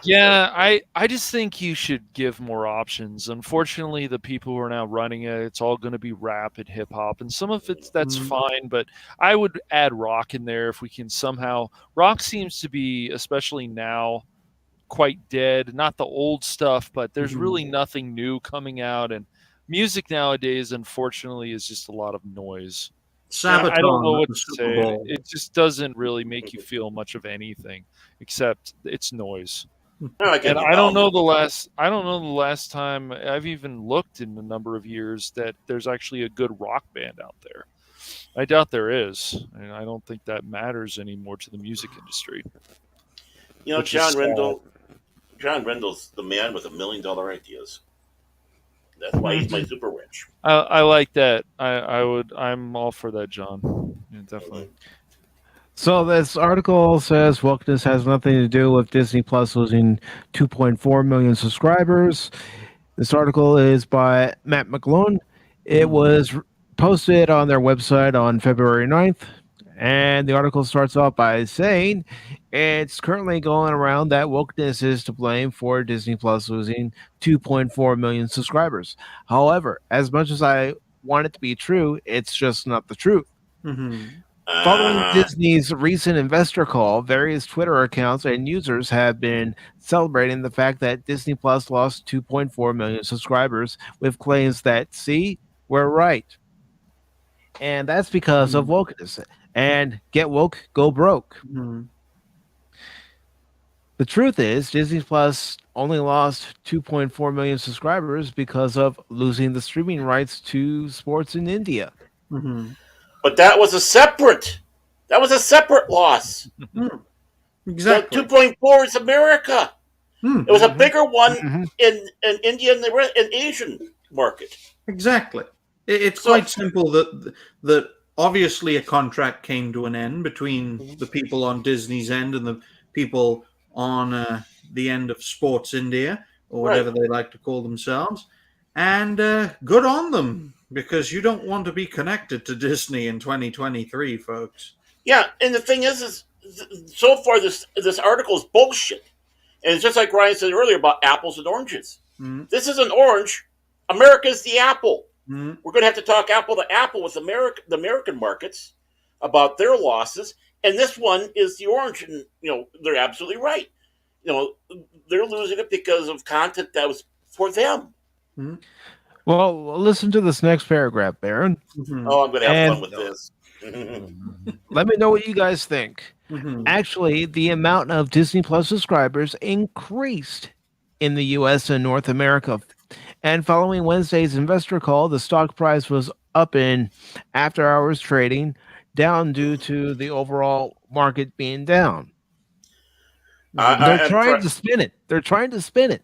I am trying hard not to bring politics into it because this is exactly what you're saying. It's the spin. It's bullshit. Yeah, it's mainstream propaganda. We've seen it time and again, and hopefully more and more people wake up to this kind of manipulation, both in the political realm as well as in the pop culture realm. Once you've seen it, folks, you always see it. But it's hard for normies especially to see the fog of lies that have surrounded them. Well, yeah, I mean, Cosmic News sat back and say, I wish it was. Bullshit, you don't wish it was. You're too busy tonguing Disney's bunghole and hoping you don't hit that festering wart that's off of there. I mean, yeah, BS. It's exactly, because when we read the article earlier, we had, okay, this is a breakdown here and that's the breakdown there. It's like, oh my, Disney, it's like with Two-Face. You flip the coin. What side is it going to go on? Are we going to get something good? Are we going to get something okay? Are we going to get something mediocre? Are we going to get something in our face all the time? Are we going to get something like She-Hulk? Are we going to get something like Miss Marvel? And people can watch anything they want. I'm not going to cancel any of this. It's just the direction. When you actually read the lore, especially, or you watch any of the 90s cartoons where you had the Incredible Hulk and She-Hulk, and you saw how she's supposed to be sexy, she's strong, and she has a personality, and the way that they just pissed on her. Twerking, Doomcock's the enemy while we're twerking. Right. Yeah. The twerking, and then the fart joke in episode 2 is ridiculous. It's silly. It's very silly. And hello to the Padawannabe. So great to see you, my good man. Yeah, I'll let Mike go on a little bit more before I pontificate. This article continues to say, Variety reports on the specific details. Bold, my own emphasis, meaning the author of this article. It goes on to say the drop in Disney Plus subscribers, which was bigger than analysts expected, was entirely driven by a 3.8 million sequential decline. Disney Plus Hotstar, the version of the service offered in India and parts of Southeast Asia, to stand at 161.8 million at the end of 2022. Last year, Disney lost streaming rights to Indian Premier League cricket matches, which prompted it to lower growth targets for Disney Plus Hotstar in India. In the US, Canada, Disney Plus gained about 200,000 subscribers to reach 46.6 million. Hulu gained 800,000 subscribers in the quarter to stand at 48.0 million, and ESPN Plus increased to 600,000 to 24.9 million. Mm-hmm. Now, why would you subscribe to ESPN Plus when, I'm sorry, ESPN hasn't been what they used to be for a very long time? You used to be able to go there and actually enjoy watching Sports Center and enjoy watching their commentary on the different sports that they would carry. Now it's just all pandering and other BS. That's where I was getting to watch some of my rugby. And it's like, now it's like, are you kidding me? Right? It's just with Sports Center, ESPN. It's like I'd rather just go to the website and check scores. Hey, take care, John. Happy birthday! Happy birthday, John! Happy birthday! Thank you for stopping by, brother. I mean, if Scott Van Pelt wasn't still on ESPN, and my brother watches that more than Sports Center in general, because we just if he has it on, the TV's on, then I'll watch Scott Van Pelt. He's got some interesting segments, but ESPN overall. I wonder if Stuart Scott was still around, if he would like the direction they've gone. I'm not sure he would. I'm really not. And some people have been fired from ESPN. Some people are suing other people about political stuff, and it's just a dumpster fire. But of course, who owns ESPN? Disney. So you get some things you'll find that are good, other things you'll find that are bad, but. Yeah, Sports Center, especially when they're like, "Oh, did you hear about the women's team?" And I'm like, "Look, why don't any sports should do their own advertising to get people to watch their sport, not have one gender or the other help them out, or feel that they deserve this. It doesn't matter what sport it is, men's, women. If it's not that popular, go out and do some actual advertising." Stop whining and feel I deserve this because I'm this or this and this. So it's insane. It's insane. Promote yourself. Yep.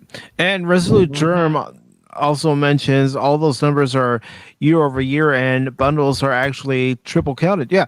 Think about how many people signed up for Verizon during the time where they would get the free Disney Plus subscription. Right.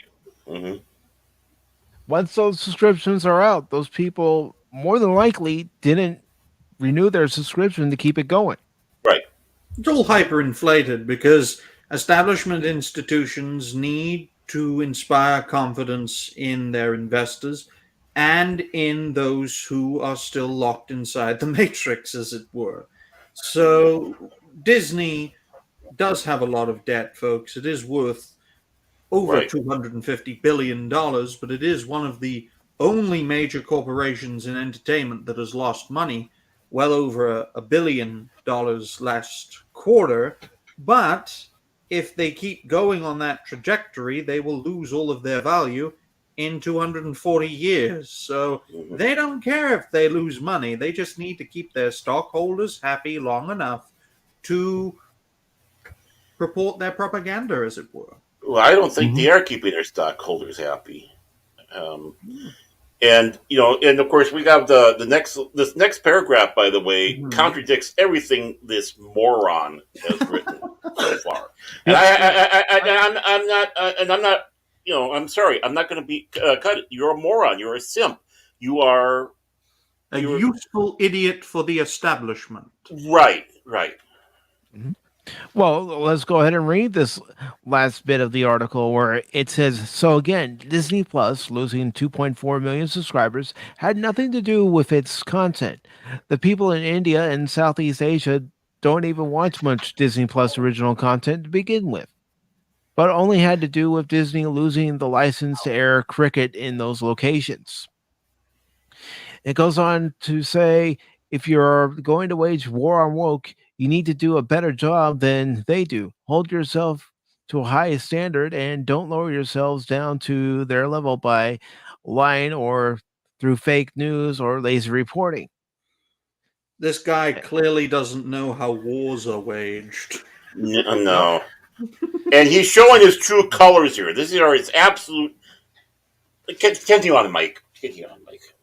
I've also noticed that now that Elon Musk has taken over Twitter, the far right, there we go. That's where Barron is mentioning where he's revealing his colors, is just as unbearable as far less as all they both do is complain and don't do a thing about it.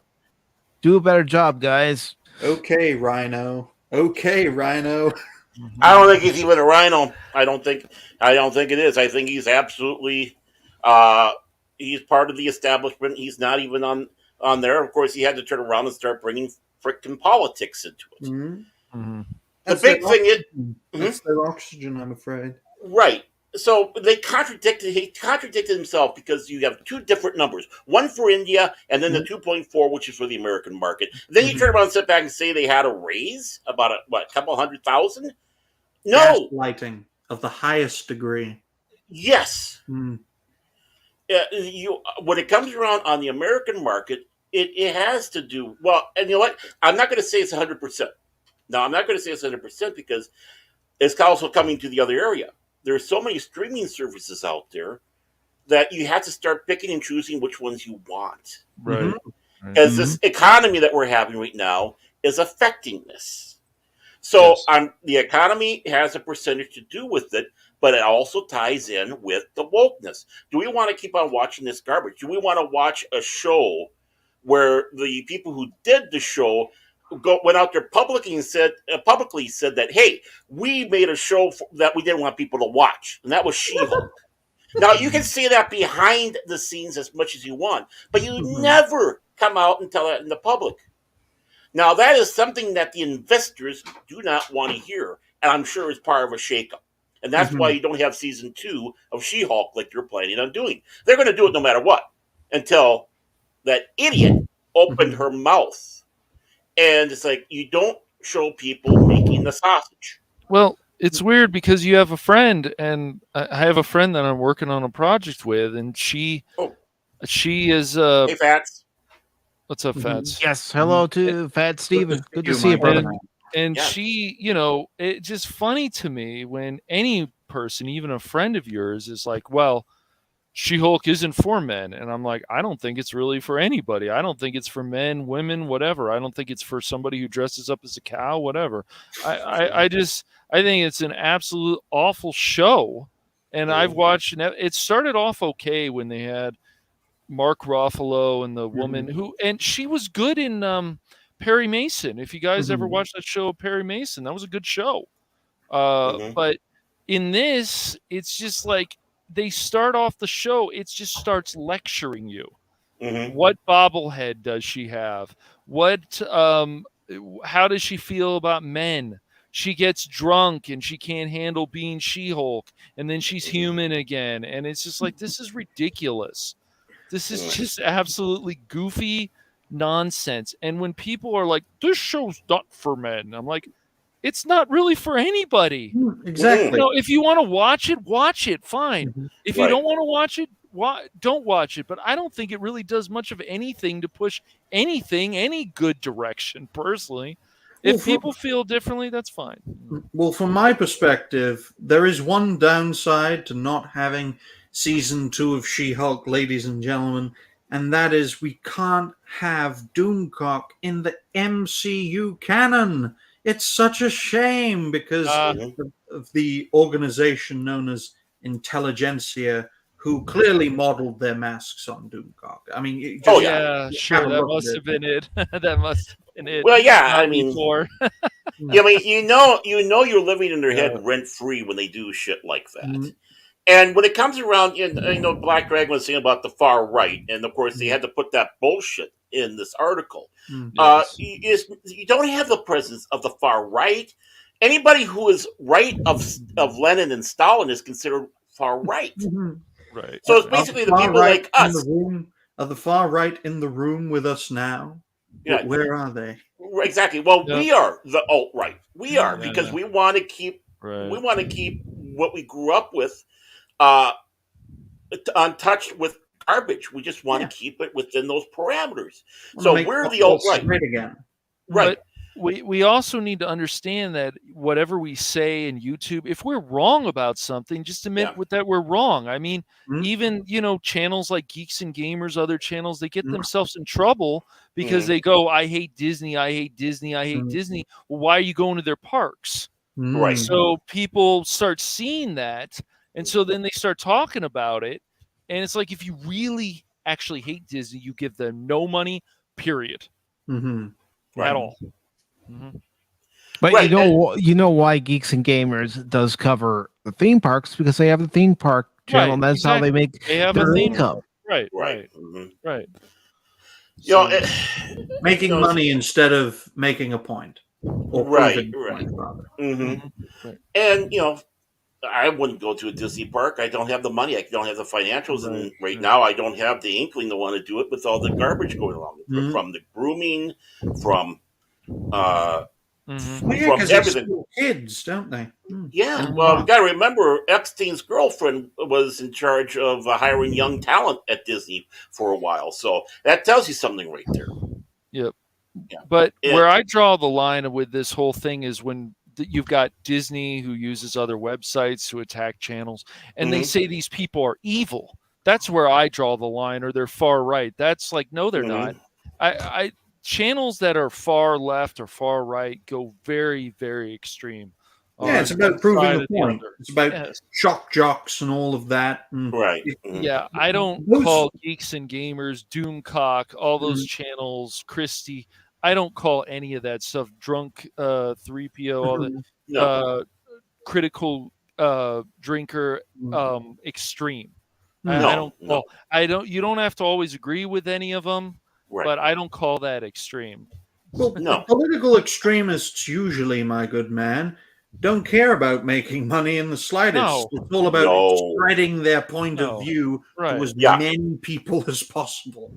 Well, exactly. Exactly. It's just they're trying to convert people. They're on a mission of their image of God. It's like we're going to. So, and really, I haven't really seen any of that on Twitter. I mean, granted, I don't have this big, huge, but everybody that's encountered, I mean, you're going to find within our ilk. Our ilk, the people that that believe in the same thing, you're going to have people on the left side of the aisle, right side of the aisle. You're going to have people of all different religions or no religion. You're going to have people of all ethnicities. So it's like you cannot bundle us up in this crap of alt right. What does that even have to do with this article? It has nothing except showing your true colors and that you're a moron. And you just can't wait to clean Disney's backside after Taco Tuesday. Yeah, and you want to know something, and this is something that my late mother told me when I was growing up. You're going to run into people who have a different opinion than yourself. That's right. So, what are you going to do? Are you going to throw a temper tantrum every time someone disagrees with you? No. Exactly. Take the time to listen to their point of view and present your point of view. And if you disagree, you disagree. Just move on. Yeah, That's very Greek of you, Mike. Yeah, it is. Well, I like hearing different opinions about stuff. Yeah, me too. You want to. Yeah. Right, and that's what Star Trek was about, where you sit back down and you start talking about what the episode was about. I mean, I'm talking about real Star Trek. I'm not talking about this propaganda BS space travels that they have out on Paramount Minus.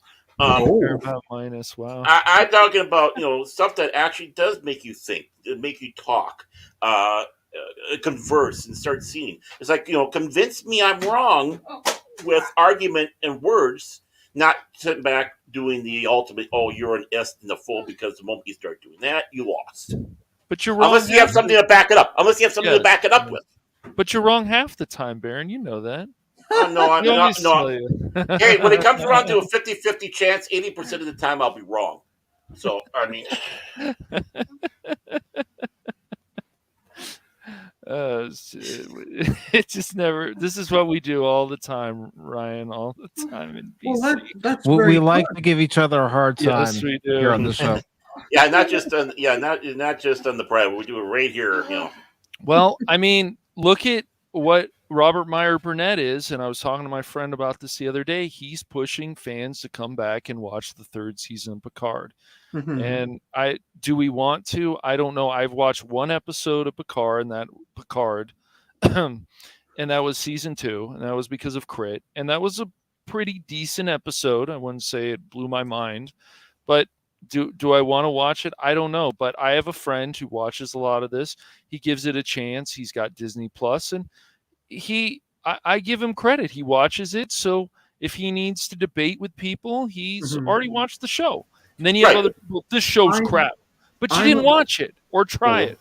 I'm of the view, ladies and gentlemen, that Star Trek Picard seasons 1 and 2 were a disaster solely because of the machinations of one Alex Kurtzman. Now, he has made so many errors throughout well over a decade now. He has been part of that institution.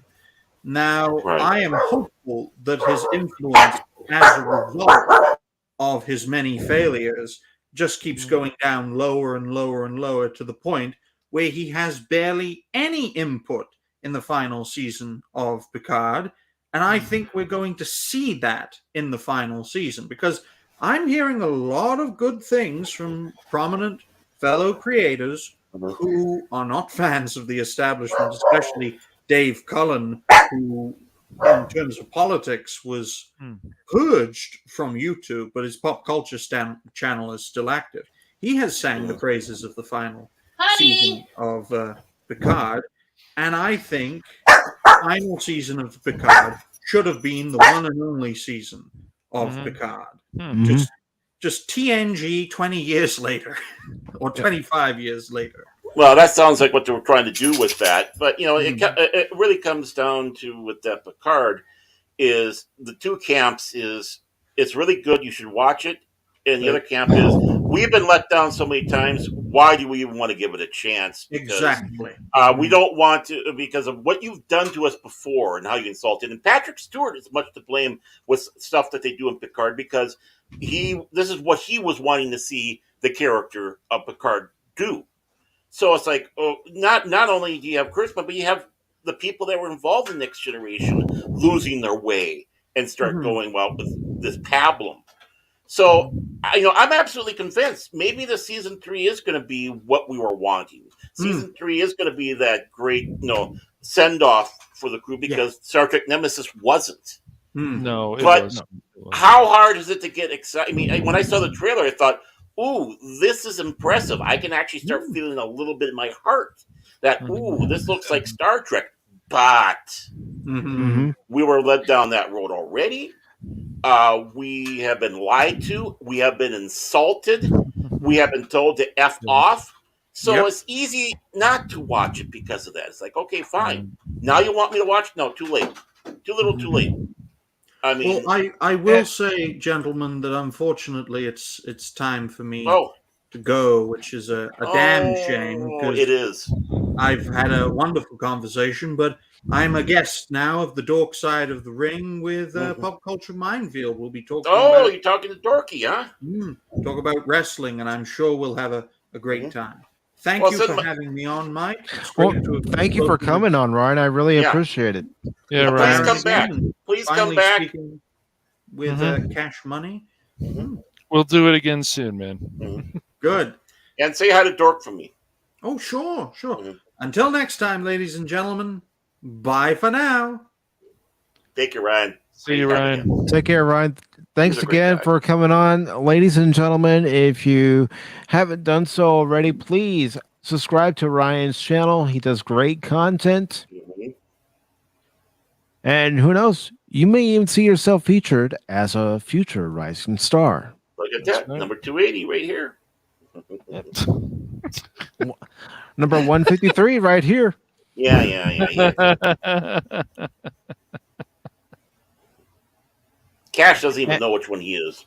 He somewhere doesn't. in the 200s. I'll have to check. And also, real quick, let me just find their link. I'm going to go ahead and put Pop Culture Minefield's link in there as well. For anybody who is not subscribed to Pop Culture Minefield, not only will you see the Dark Knight over there, but remember, that channel is all because of Gary and Keith. Right. That is their baby. Yep. Mm-hmm. And two great guys I would love to have on Pop Talk one of these days. Yeah, we got to shake them down. Get over here. All right. So, any final thoughts on that Disney article before we move on to one of the next ones? Well, I mean, how many of those pictures he had on there were absolute turds? Lightyear crashed because why? It was woke. Kenobi is not held in high regard with a lot of people because the woke. She-Hulk crashed and burned because of what? The woke. You cannot say that Disney is not hurting because of the wokeness. It is. Mm-hmm. And people are voting with their pocketbooks. There are options out there, especially in these times. And they're one of them that's crumbling because they're going to be sending their products out to other streaming services because they know they need to get some money somewhere. Might as well at least, send something over there and we're getting some money back in, so we're not hurting as much. Mm-hmm. But it all comes down to one thing. The woke crap. Exactly. Cass, any final words on that article? It's Disney is just always up in the air. As I said, I enjoyed Andor, but I did not feel much at all for Kenobi or Book of Boobaloo Doo. So the way that they did those shows, and there was just a lot of things in there that just went, what the heck? And I was waiting. The Mandalorian I did like. No, Mandalorian season 2.5 is what Book Boobaloo was. Oh yeah, it was, but it wasn't. Yes, there are some episodes in there that should have been in season 3 of the Mandalorian, but that'll be coming out. Yes, Disney is just it's a roller coaster. You can find stuff to watch, not always, but even like the kids shows. Like I'm worried about Phineas and Ferb coming back. I don't know what Disney's going to do. This whole Proud Family thing is just an embarrassment, and it is. Just they just keep doing this stuff, and I really feel their live action movies have just been. They either want to change them, like Lady and the Tramp. I just don't think they're necessary. I just really don't. Right. I don't think we need live action movies of the great animated films. I noticed they haven't touched Robin Hood. Robin Hood's a classic too. I just wish they would stop doing these things, but they just keep doing them. So they're getting money somewhere. And remember, stuff like Avatar is now under Disney. Mm-hmm. So they're getting money other places from other properties. So, but it will be. I'm going to be waiting to see the divesting of properties or the complete total shutdown of property with Disney, because that's one of the things. And unfortunately, I didn't get a chance to say anything with Ryan on this. But one thing I disagree with is, them losing all this money is affecting them all across the board. They've been having to lay people off. Yes. So I mean, you don't lay people off if money doesn't matter, and it's going to be, what are they going to sell off first? Which property? Are they going to sell off ESPN? Are they going to sell off ABC? Are they even going to be bold enough to say, you know what, Star Wars, maybe we can get a good money for Star Wars and so it can be somebody else's headache? I mean, they could. And Iger fired, 7K people recently? So laid them off. Right? Mm-hmm. Yeah, I think it was originally reported as 70, but it's really 7. Yeah. Yeah. See, we And in case we didn't say it earlier, I do want to say hello to JetSparks373, who says, "Book of Booba Feet."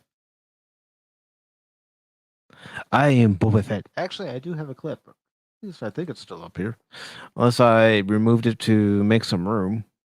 I might have done that. I've got that one too. It's a good one. Let's see. I'm looking. Well, I'll play the Bantha one. Like a bantha. Yes.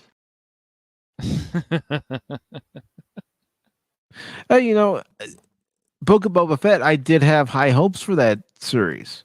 Yeah. Especially after it was teased at the end of Mandalorian season 2. Mm-hmm. And then it just crashed and burned. Yes, it did. All right. So we're going to stick on the Disney front because I think this is an interesting story to talk about next. And it's about Disney losing their own governor rights as far as Disney World and the Reedy Creek project. And let me just go ahead and bring the article up here on the screen. But according to Variety, Disney will not fight DeSantis' takeover of Special District in Orlando. And this is by Gene Mattis. It was posted on Variety's website just yesterday. And it goes on to say Disney will not fight a bill that gives Governor Ron DeSantis board powers over its Orlando theme parks after the bill passed both houses of the Florida legislature this week. The bill establishes a new district to assume the powers held by the Reedy Creek Improvement District, which Disney has controlled since it was created in 1967.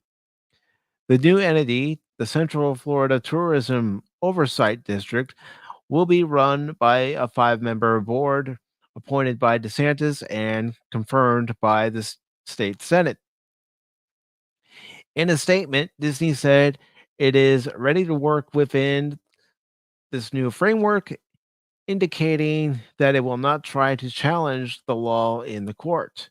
Legislature moved to dissolve the Reedy Creek District last April after Disney came out against the parental rights in education law, known to its critics as. That could go to. I hit the wrong button. My apologies. It's all right. It's all right. Yeah, you better be sorry. I mean, what? Known to its critics as the "Don't Say Gay" bill. Oh no, this again. Yeah. Which they never said that in the. Anyways. Yeah. Some observers have suggested that Disney could file a First Amendment lawsuit or seek to challenge the takeover on various other grounds. But Jeff Vail, the president of Walt Disney World Resort, said in the statement released on Friday that the company will accommodate itself to the new reality. Goes on to say, for more than 50 years, the Reedy Creek Improvement District has operated at the highest standards, and we appreciate all that the district has done to help our destination grow and become one of the largest economic contributors and employers in the state, Bell said. We are focused on the future and are ready to work within this new framework, and we will continue to innovate, inspire, and bring joy to millions of guests who come to Florida to visit Walt Disney World each year. I'll just take it. The legislation was introduced on Monday. It passed the State House of Representatives on Thursday on a vote of 82 to 31, with 81 Republicans and 1 Democrat voting yes. All 31 no votes came from Democrats. Goes on to say the state Senate approved the bill on Friday on a party line vote with 26 Republicans in favor and 9 Democrats opposed. It now goes to DeSantis for his signature. The Reedy Creek Improvement District has broad authority, not board authority, over zoning infrastructure, fire response, and public utilities over a nearly 40 square mile area in Osceola and Orange counties.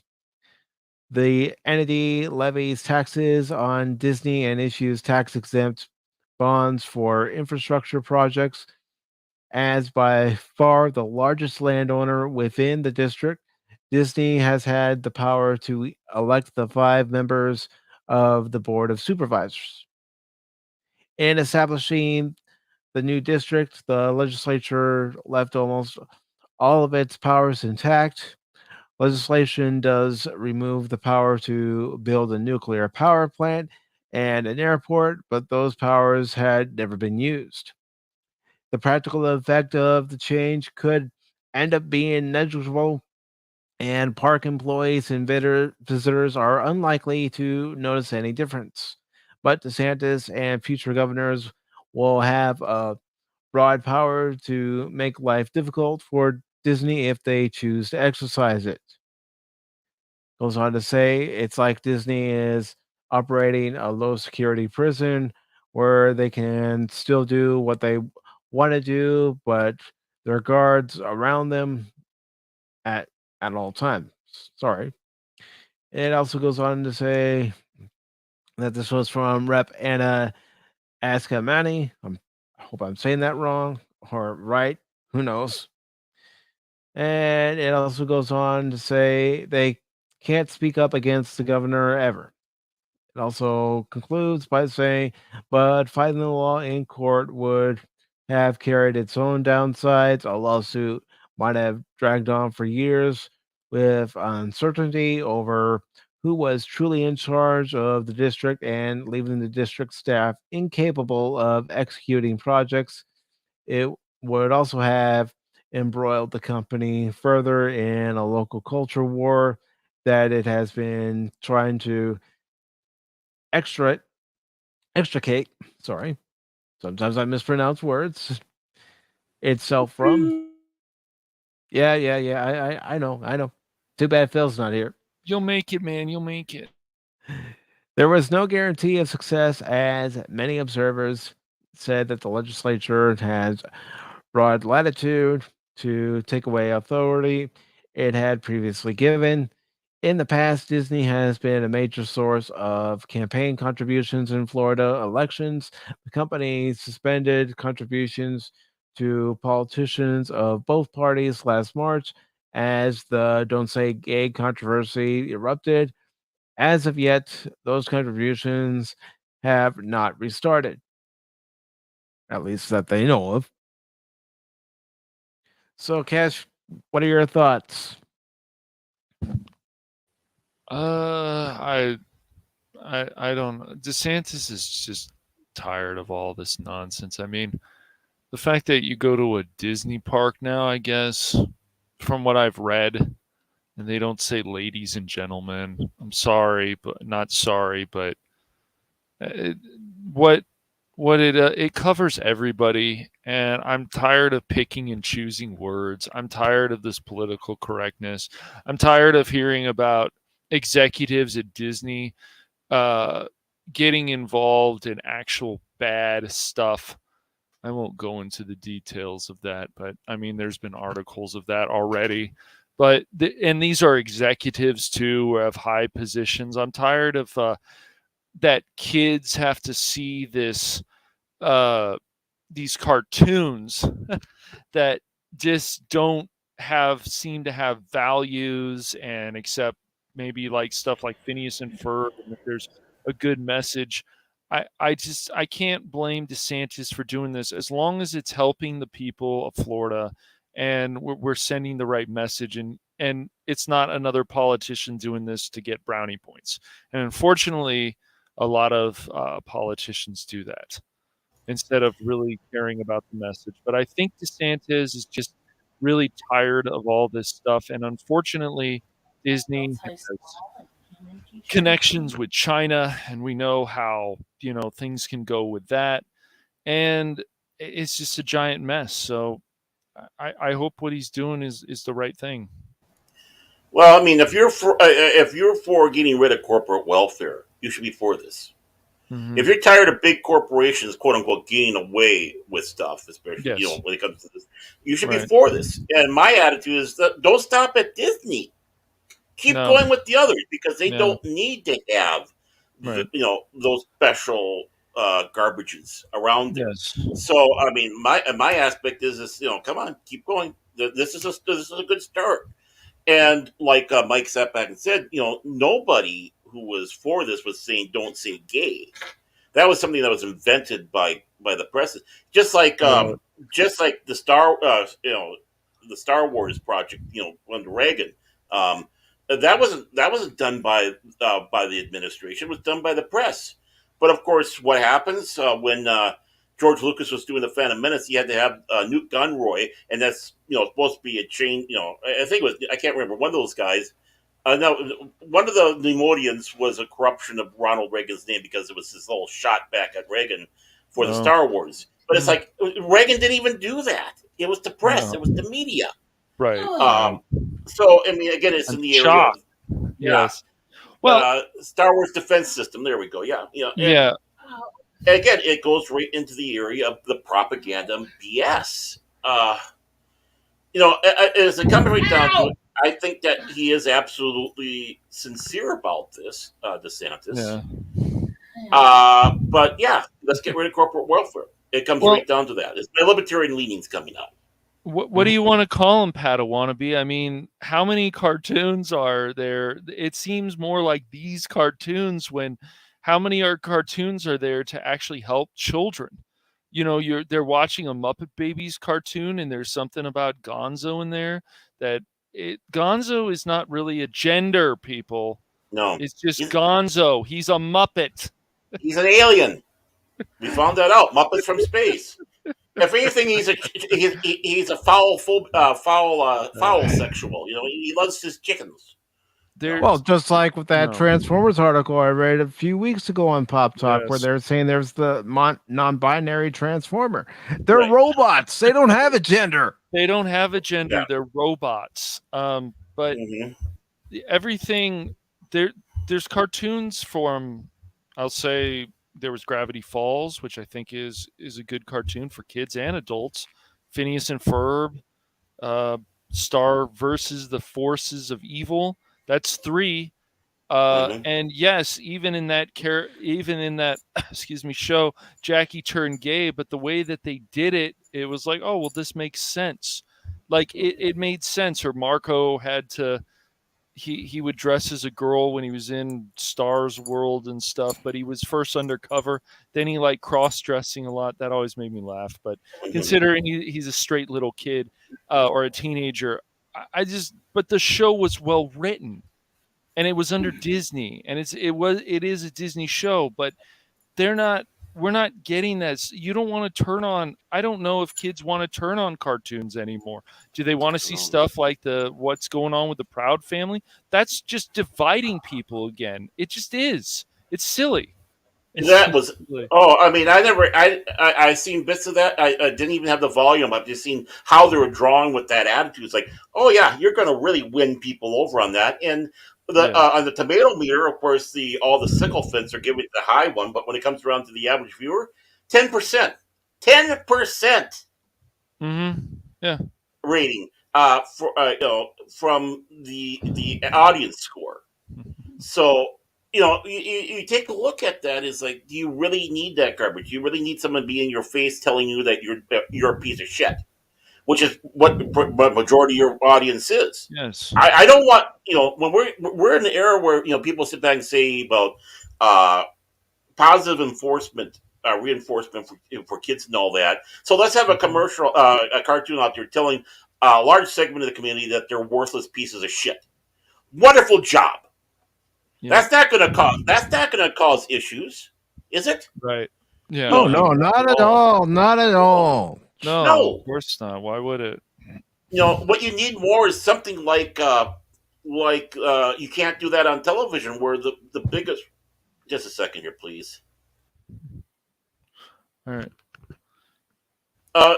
Where there was no agenda.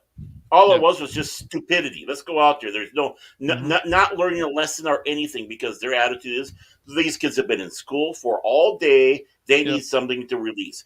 That's what you need to start looking at for children entertainment. Agreed. I mean, look at the original messages. Bring back stuff like, yes, they were cheesy what happened with G.I. Joe and He-Man, but they wanted to give messages to kids to say, hey, you know what? You can always be better than you are. You can always do something great. And there's nothing wrong with those messages. We need to bring those messages back to children. Yeah, bring back the PSAs at the end of the episode that say, today's episode was about this subject. Right, like He-Man did. Orko learned that peeking into the women's locker room was not the best thing to do, especially when you got a finger to the eye. I mean, one of my favorite ones from G.I. Joe, don't ever touch a down power line. You don't know if it's going to be live or not. Right. Yes. Don't touch that mine that you found on the beach. It might go off. Yep. I remember that was a big thing. You're on the shore, just make sure, No, I mean, again, you take a look at with Disney, and it's sad. It's sad to see a giant fall like that, and then they're the ones that are falling on their own sword, blaming everybody else. It's like that cartoon meme where the guy's on the bike, he puts a stick in the smoke, and he starts cussing everybody else's fault. Yep. It's like no, it was you that did that, and quit trying to project on there. So. Yep. You do have SpongeBob on CBS because, of course, CBS owns Nickelodeon, and SpongeBob has some good messages. I still find SpongeBob funny, which makes me laugh. But the cartoons that you see for what these kids are doing, and then on top of it, there has to be messages with ads with children in it or teenagers about these political. It doesn't need to be there. It really doesn't, and it just causes more problems and friction. It's not actually helping the issue. They can do it, but I don't believe it's actually helping the issue. If I could vote, I'd vote for Bob Berditzman. Oh, wait a moment. This came in the mail with my name on it. It's a ballot. I can't. No. And Resolute Germ makes it perfectly clear right here, because of those of us who grew up in the 80s especially, we know this. The best cartoons' only agenda was to sell toys. Right. And that meant one thing. They had to keep us engrossed in watching it.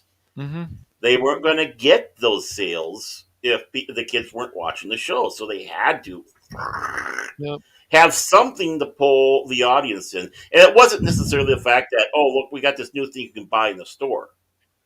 But an actual story to follow along with it, and it's like, oh, that's now in the store now. We can go buy it and play with it. How can you get it? Sell something if you don't have an audience? That's right. That's true.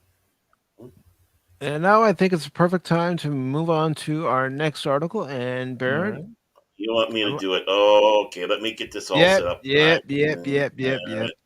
Okay, we're going to have fun now, boys and girls and boys. Let's see. Let me just do here, and I'm going to be reading this blind, but I have some inkling of what this wonderful pile of. Well, it's not the article, because Bounty the Comics do a good job reporting. Unlike Cosmic News Network or whatever they call themselves, that like the tongue.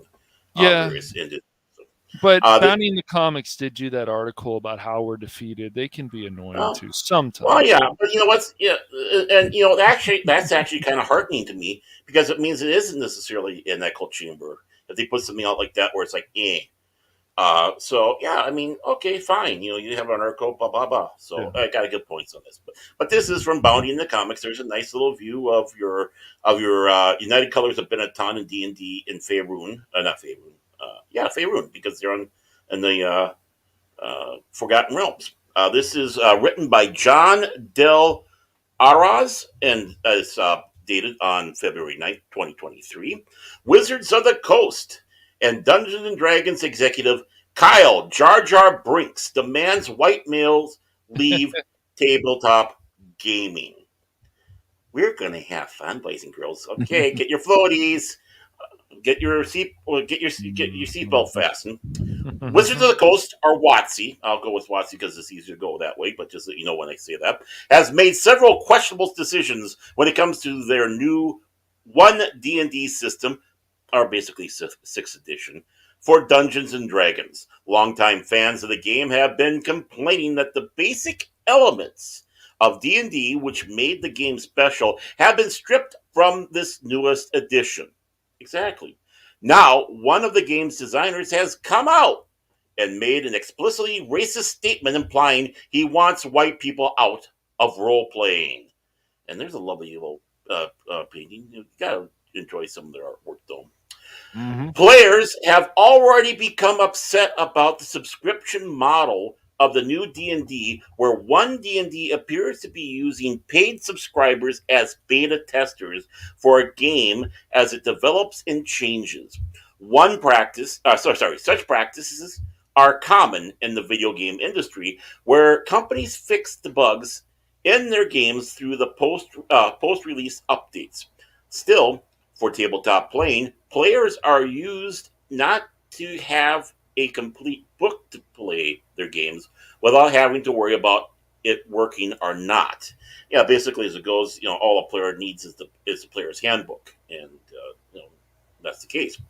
On top of the format and rules debacle, WotC has been removing tropes associated with some of their fantasy races, as they believe those races exemplify real-life human cultures. In other words, you guys are the racists because you look into it too hard, because you're trying to find something. I'll wait till later. Most famously, several woke activists have compared orcs to black people and tried to project their own racist proclivities on normal people who just want to pretend to fight monsters. And of course, here's a race detail of a half orc. And, isn't that a beauty, folks? I won't get into it. I don't know. It looks like me. Well, if you're, but I think that's a woman. I could be wrong. I don't know. Yeah. Okay, whatever. In a recent interview, it was just trying to make a joke. Cricket song. No. And the recent interview. You want crickets? I can give you crickets. Yeah, give me a second. We love crickets here. Eat the bugs. As he's searching for it. Does he really have crickets? I gotta look through all my sound clips. He's looking. I have too many of them. Yes, you do. I know you absolutely do. It's sad. Here we go. It makes me cry. There we go. Love it. What a sound. In a recent interview on the Three Black Halflings channel, however, WotC's executive producer, Kyle Jar Jar Brinks, gave an interview revealing the designer's bigoted basis. You know what? In this case, it doesn't bother me that you're throwing those words into this article, because it absolutely is. This is not the face of the hobby anymore, Jar Jar said.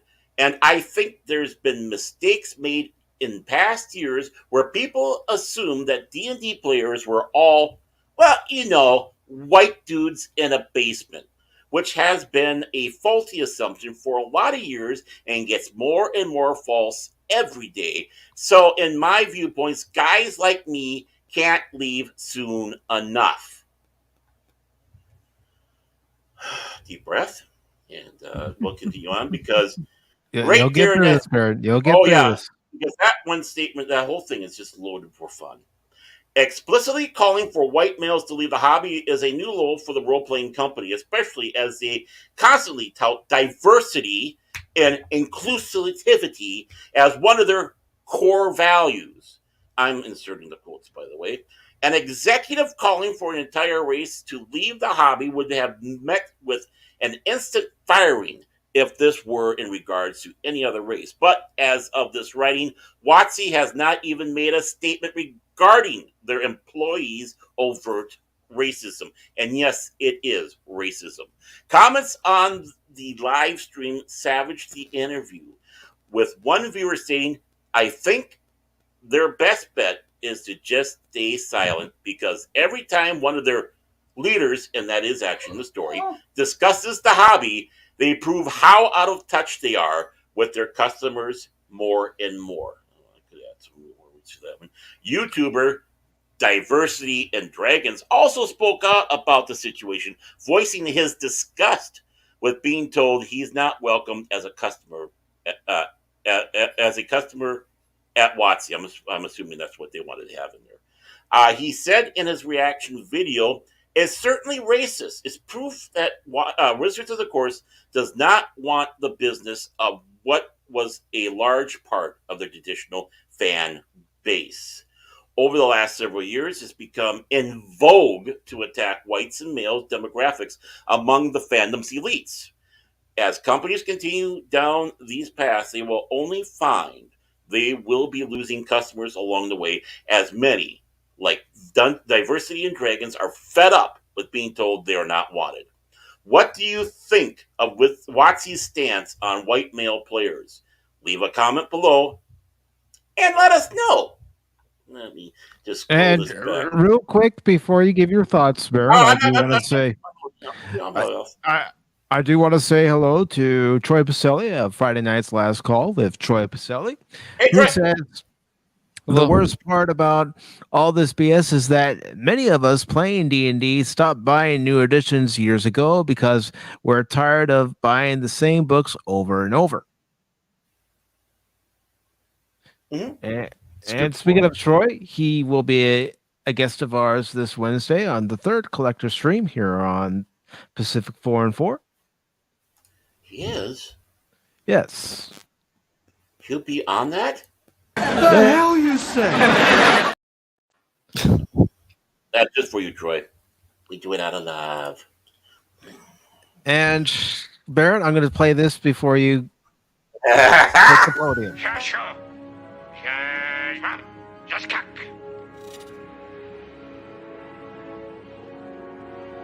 He said, "Today is a good day to die." It is. It is. Well, not for me. Not for me. I'm Okay, first of all, put your money where your mouth is, Jar Jar. Quit. Yep. You're a white guy. You even sat back and said, "I'm not like white dudes like me." Then leave.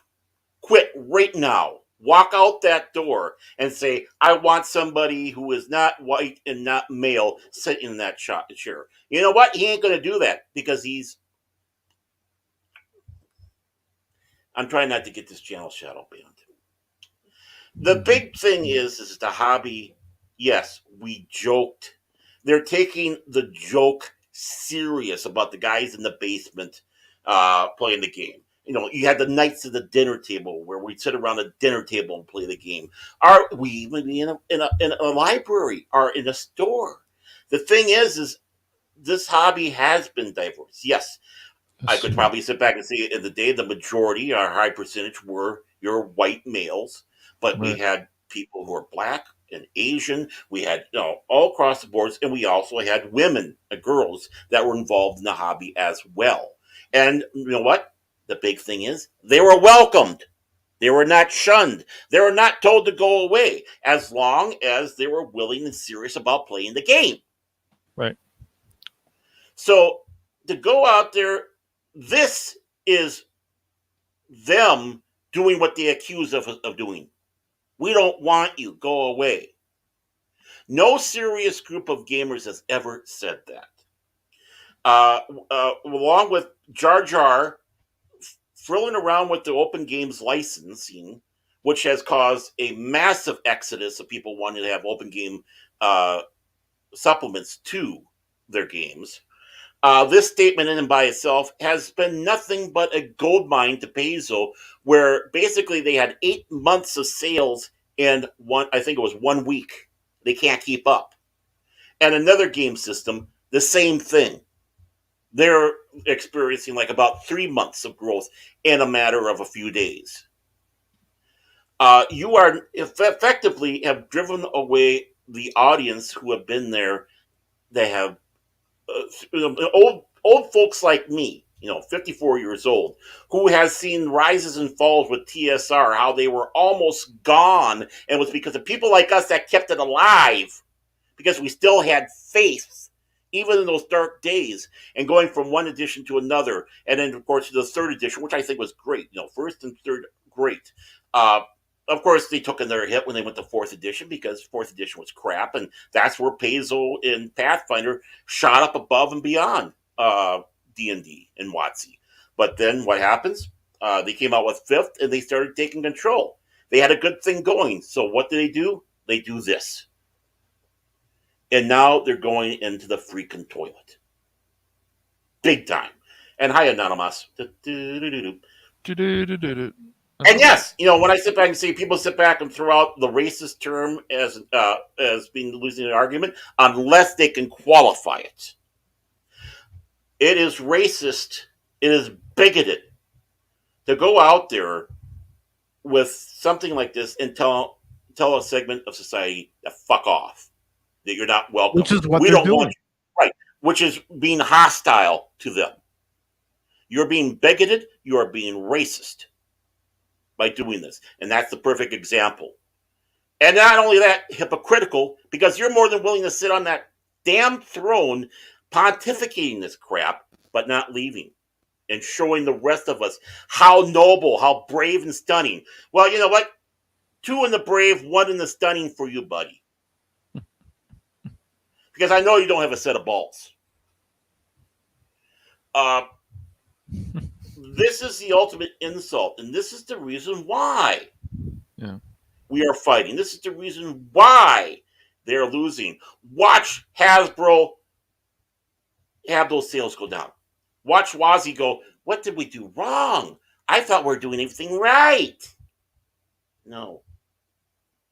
You've been doing it before with other stuff. You're going out there with a evil clown character called Fatco, which was one of the systems they had in the 2nd edition for figuring out how to do attacks. And it was a blatant attack to the old-time gamers with your imaginary attitude that we were never welcoming. Well, how does a hobby grow if you're not welcoming? If you love something, you want to spread it. That's how I got into the game. Someone goes, hey, you want to play D&D? What the hell's D&D? Well, come on! That's your passion for D&D is the same with my passion, dude, of how I feel about Japanese RPGs. Mm-hmm. They help people read. They give you a great adventure. Mm-hmm. You have characters. And for people to change it to say you can't have attractive characters anymore, you have to do this. This character might be trans, and this.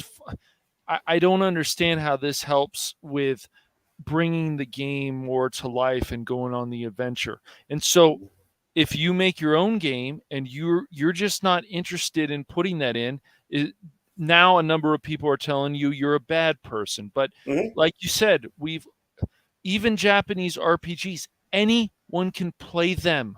Right. Men, women, whatever, they can all play them. They can find an adventure in them. And to just sit there and say that this is wrong because it's written, it's like, did you actually sit down and look at the character of what they say? So we'll say the female. This could be a scenario in D&D as well, because D&D is the foundation of pretty much everything, pen and paper. Mm-hmm. So then we go from there, and we have that. And so if you have a situation, okay, a barmaid goes into starts flirting with this is what what are you going to do in this situation? Is somebody during that game going to say, oh, how terrible, how could you do that? Like, it's silly. And so we're changing these things, and we're also telling other cultures like Japan in the West that they are wrong for doing certain things.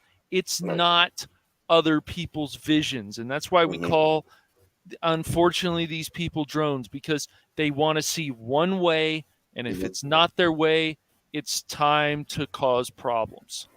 It's 2 words. Person is a person. He's this Kyle Jar Jar Brinks. He's a perfect example of either virtue signaling or he really means this, and it's like, aren't you a white guy, dude? So isn't it time for you to go? Well, like you said, no. Oh, I think he's one of the pigs that learned how to stand up, and 4 legs bad, 2 legs good. He's one of the 4 legs, but he's virtual signaling enough that, well, I get to keep my job. I think he truly believes it, but he's hypocritical. Right. But there's two words, though. It's called home brew. If you want to have all your elves black, are American Indian, are Asian, you can homebrew it that way. Fine. No problem. If you want to throw in Tran or whatever, you can do that because the system itself is neutral. Now, of course, they were, they went out there with their hat in hand saying, "Oh, we're so sorry because in the new Spelljammer we had a simian-like race, and oh my God, that could offend the black community."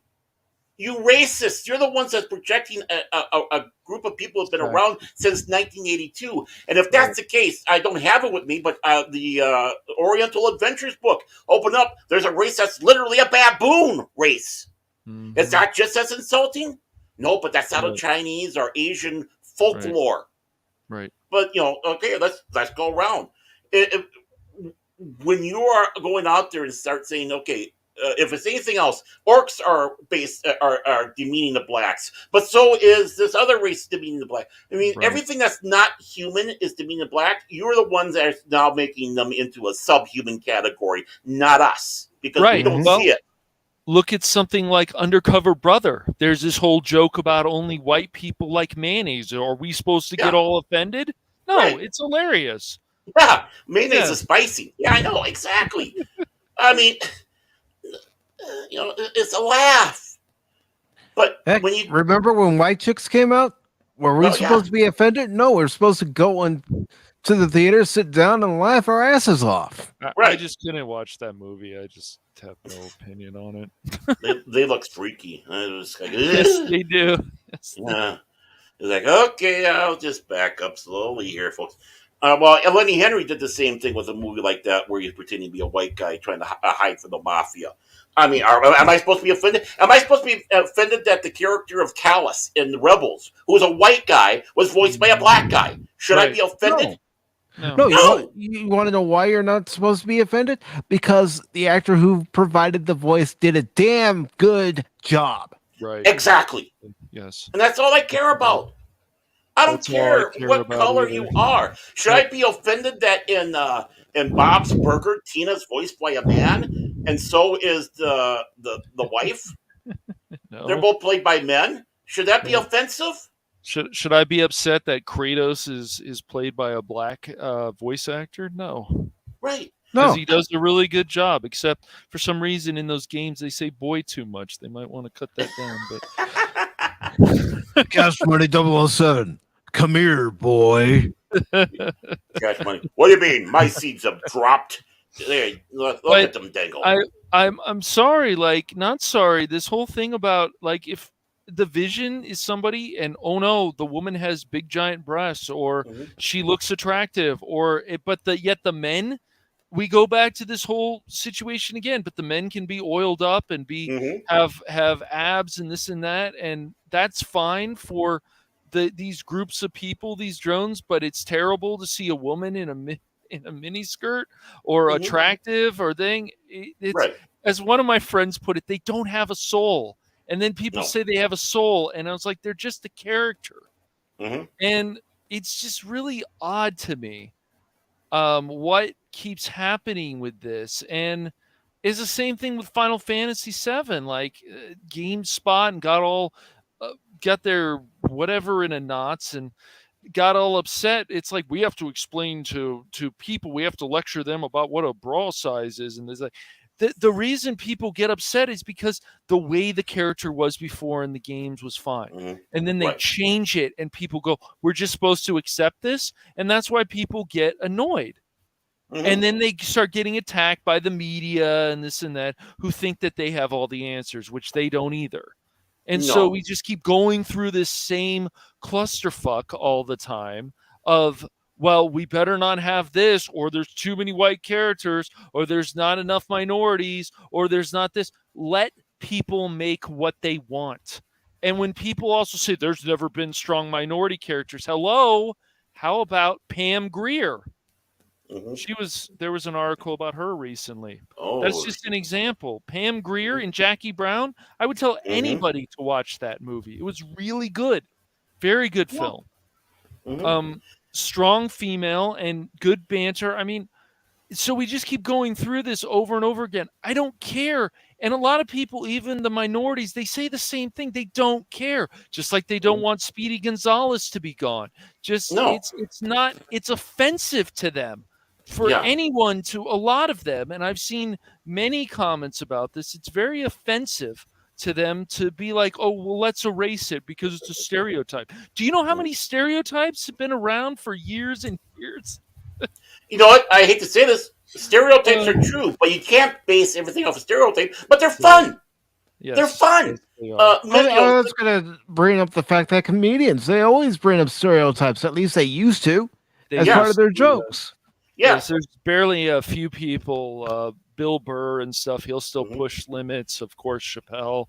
There's still a few out there, but very few. Very few. Well, what about people that do caricatures? I mean, they exaggerate the features, and usually, when it comes around to certain ethnic groups, there are certain things that get exaggerated more because that's the way it is. It's not bad. It's not good. It's not insulting. It's having fun.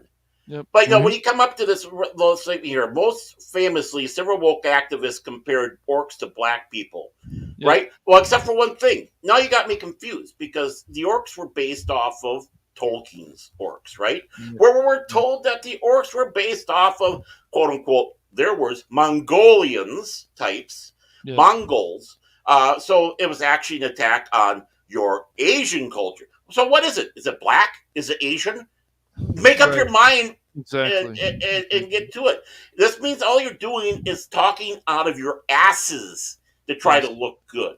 You can't even make up your mind which ethnic group these are insulting anymore. No, they can't. It goes on and on and on. Right? Exactly. But I know what ethnic group they're insulting. All of it by doing this. Yep. Exactly, Troy. And Disney should put Song of the South. Read this comment from Troy too, where he's saying the same SJW fighting against offensive legacies are trying to bury actual diversity. Song of the South kept alive actual African American folklore and tales. They're trying to bury it, especially Disney, by getting rid of Splash Mountain. It's like, dude, what the fuck? Right, and the big thing is how many people have seen Song of the South? No, they haven't. They're just told. No. Right. They're told. Right. Yeah. Well, why don't you let them watch and see? Exactly. Yes. I mean, she was denied, if I remember. Now they fixed that problem, but the Oscar, she was denied to actually go into the ceremony and accept her award. But that was a long time ago, and anybody with a brain or wants to use their brain knows that's wrong. And one of the in the theater that was premiering in wouldn't allow black people in. So you know what Walt Disney did? He went out and stood with them out in the street. He didn't even go in. That horrible, evil, nasty, rotten Walt Disney, went out there in a sign of solidarity with all these people, stood with them. Yeah. So I mean, again, more holes being popped into this fictitious bullshit that people are being told. I mean, I have watched many things because I'm okay. You telling me this, so I'll watch it. So I've watched and I've read certain other things, that we're constantly being told. Oh, this says this and all that. Well, it's like, okay, I'm not going to take your word for it. I'm actually going to find out myself. Yeah. It's an easy job. No. Is it something enjoyable? No. Is it something that you're reading or watching because you're in solidarity? No. But it's part of educating yourself, not living in that bubble. That's right. Finding out exactly what was making things tick. These morons don't. It's like, my instructor told me this, and this blue-haired land whale made whale sounds to me telling me this, so I have to believe it and follow them because they're my Pied Piper. He's got the pipe. He's got the pipe up his ass, and he's farting out the tune. Yeah, I'll follow you. I mean, that's just it. I mean, am I being insulting? Damn straight, because you are insulting. Right. You are insulting to all of us. You're insulting the people that created these things. You have nothing to contribute to this world except for being a pustule mole on society's asshole. Yes. I agree. Mm-hmm. I don't think I can follow that up. No, all I'm going to say for you, Baron, with that, with are we shadow banned? No, we're not shadow banned. I was just going to say, with that very impassioned speech, is to be the man, you gotta beat the man, and I'm saying, woo, right here, I'm the man. You were. That was a Ric Flair type promo right there. Well, if you want, I also have car insurance I can sell you. Me and Ice-T and a few others are sitting around in a barber shop. So just give me a call. 1-800-555-CARS. Here we go. And for anybody who might be upset, this is probably what many true D&D fans are going to say to you, especially when it comes to messing around with their game. Right. Do you see what happens, Larry, when you fuck a stranger in the ass? Yeah. He hit the wrong car though, man. You gotta break the right car, dude. Come on. Yeah. Well, I mean, that's why it's great having all these other systems out there. That's why, it's like, D&D is unique for being what it was, and now you destroyed it. But, there's, like I said, there's Pathfinder now. You got Basil. I mean, those of us who have the older systems of D&D can play it, whether you want to go back to 3.0, 3.5, a first edition, second edition, a GURPS, all three versions of the Star Wars role-playing game you have out there, all the different versions of Traveler. So, I mean, you know what? There's options out there. We don't have to deal with you, WotC people. Fuck off. There's always options, and because we have more technology now, people can start making their own stuff. There is so much good information on YouTube in general that you can find on how to make things. Right. You want to build this, you want to do this. And it's pretty amazing. And so you can buy even software now to get the Unreal Engine 5. Right. And you can start making your own game. So if you want these attractive characters, or you want this, and you're not seeing the industry giving that to you, you can start doing it yourself. Now, are you going to get criticism from these same people, all kinds of different drones? Of course, especially if you make an attractive woman that in your, unfortunately. Oh, you better not make an attractive woman who's well endowed and that's right, easy on the eyes. Oh no. I want boobs and butts. That's why I have nothing against them working so hard to have that, make the wonderful button on that one game. Yeah. Well, speaking of that one game, and before we get to it, I do want to say hello to Nova Vaughn, who says, "What's up, awesome dudes?" and Cash. Funny guy, Nova Vaughn. Funny guy. You picked that up from Baron, yes. Mr. Formerly known as Disney Cobra Jedi, now Nova Vaughn. What do you mean you better keep. Are you going to keep this name, Nova Vaughn? Are you going to change it again, huh? Wait a moment. How did I get wrapped into this one? Because I'm sure you started it. You know how Cash is. He'll lump us all into one basket. I thought it was Phil. No, Phil's even worse. Phil's even worse. Oh, yeah, that's true. Yeah. I can't say Crit because Crit's in love with you. Oh boy.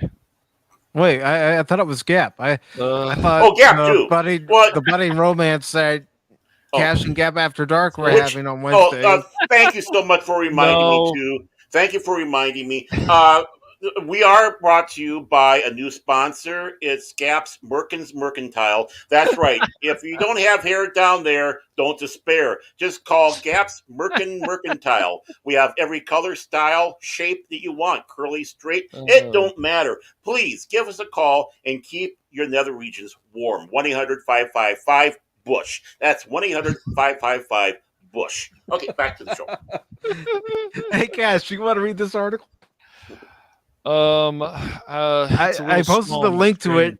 Posted the link to it in the private chat.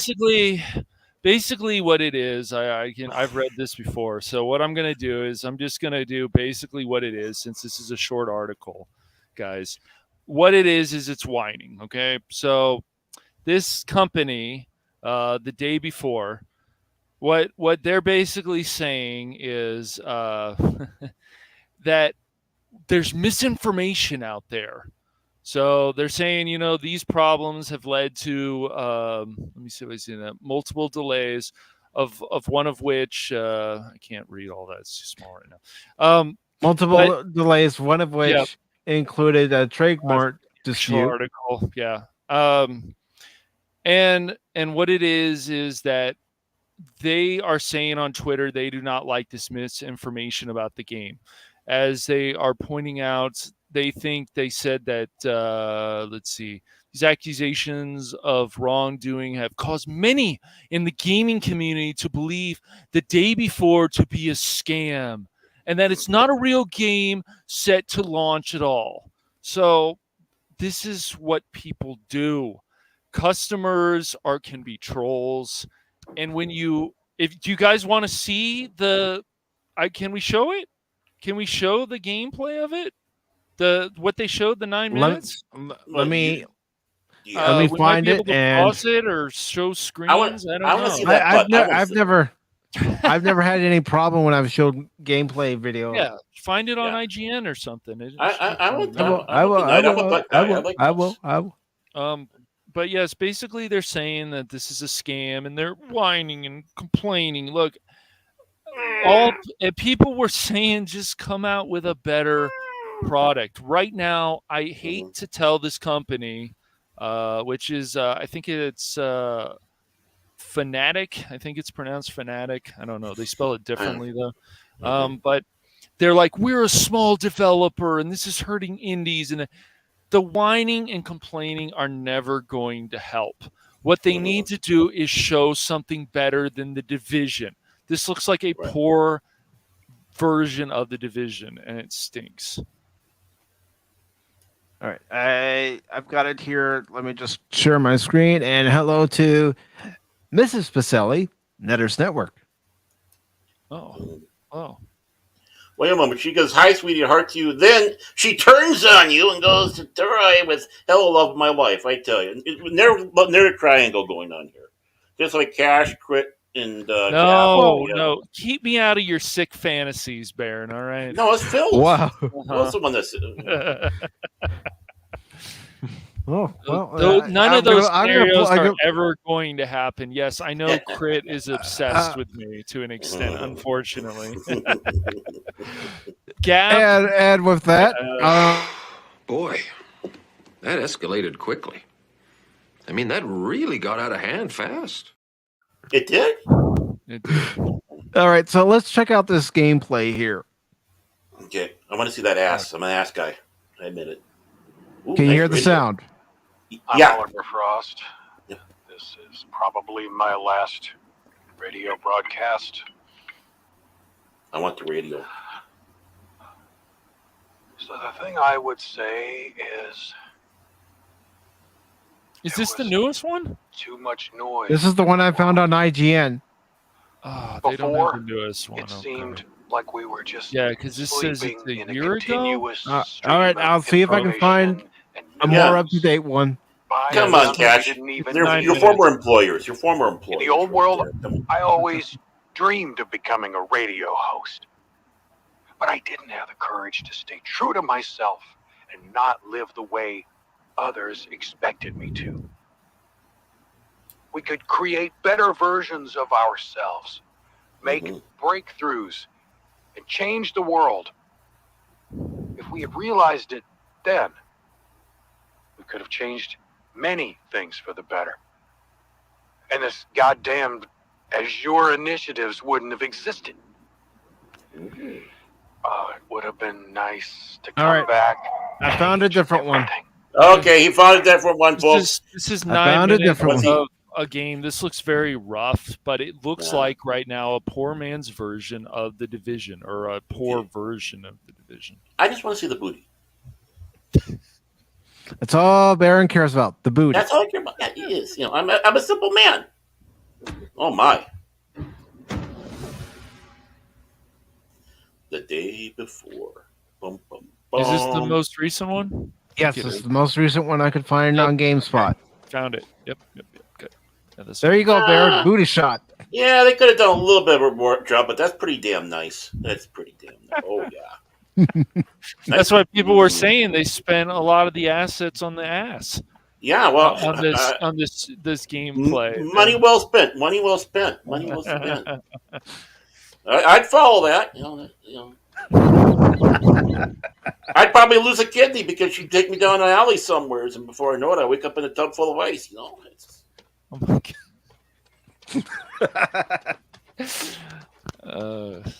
Watch it wiggle, see it jiggle. And she was running. Yeah. But see how boring this is? That's why I was calling this the Day of Bore. It's just, this looks like a poor man's version of, or just a poor version of The Division. And if you played The Division, this feels a lot like it. And in this gameplay, there's barely any zombies shown. They don't even really attack her much. And I was just gonna say, this just looks like State of Decay 2 if it had third person. Yeah. And this like looks looks a little Fortnite. I mean, not Fortnite, but Fallout-ish there too. Yeah, it's definitely got to feel like a PUBG to it as well. Mm-hmm. And the big thing is honestly, do we? I agree, Nova. Do we need another zombie game? Honestly, no. I'm really tired of zombies. I really am. We don't need another game, and The Division did a pretty good job. Actually, better than pretty good. Those games are actually fun. Yeah. But you're not just fighting zombies. I mean, it's just another apocalypse, and it's just this is the day before, Troy.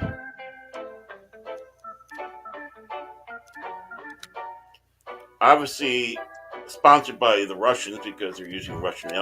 So yeah, this is.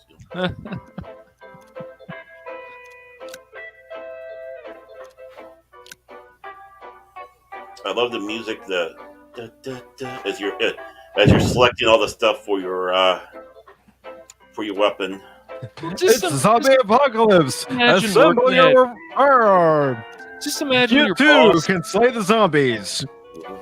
Just imagine your boss telling you at IGN or GameSpot or something that you have to like this game and don't be too harsh and like give me a break. This just.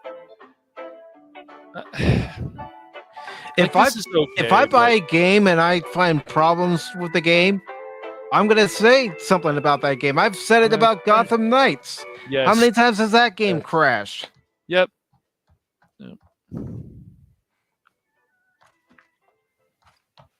Like the scenery for the areas aren't too bad, but it's just I just, where is the excitement? Oh, okay, she's picking up accessories she needs or items she needs, and now she's out the door and with somebody she's working with. And here's a hot take. Wow, very exciting. Here's a hot take, but all these games start to look alike after a while. Yeah.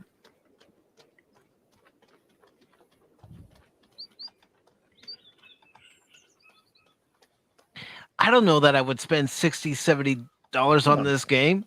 Maybe $20. This is a rough cut. This is why people are saying this looks like an alpha, and for them to make a statement on Twitter about how misinformation, how dangerous it is, and that it's dangerous and it's a problem. It's you guys cause your own problems. Yep. You finally see a zombie, and then she's going to see some more zombies. And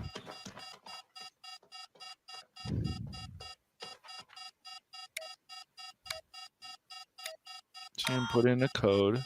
See, this is what I was hoping when she puts in the wrong code, that some zombies come out and start attacking her. I think that would be cool.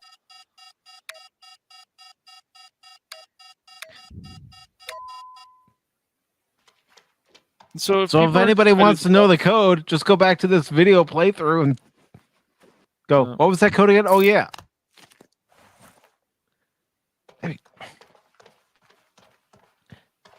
State of Decay 2 has more action than this. Yeah, well, it just seems like an alpha. It just looks like a poor version of The Division, and it's just where is the excitement? That's why people were like.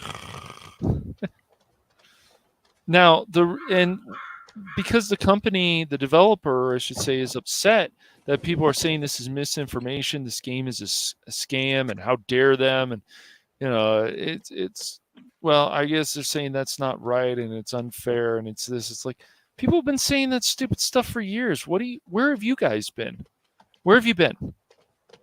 People will troll. People will say things. This game is a scam. Maybe some people really believe it, but you need to. You want to charge $60 probably for this game. Maybe it's $40. You need to make the customers believe that this game is going to be worth their money. Mm-hmm. I know, shocking, but yeah. Not only worth their money, but it's also going to be worth their time playing the game, because some players will put in hours upon hours playing a particular type of game. Yes.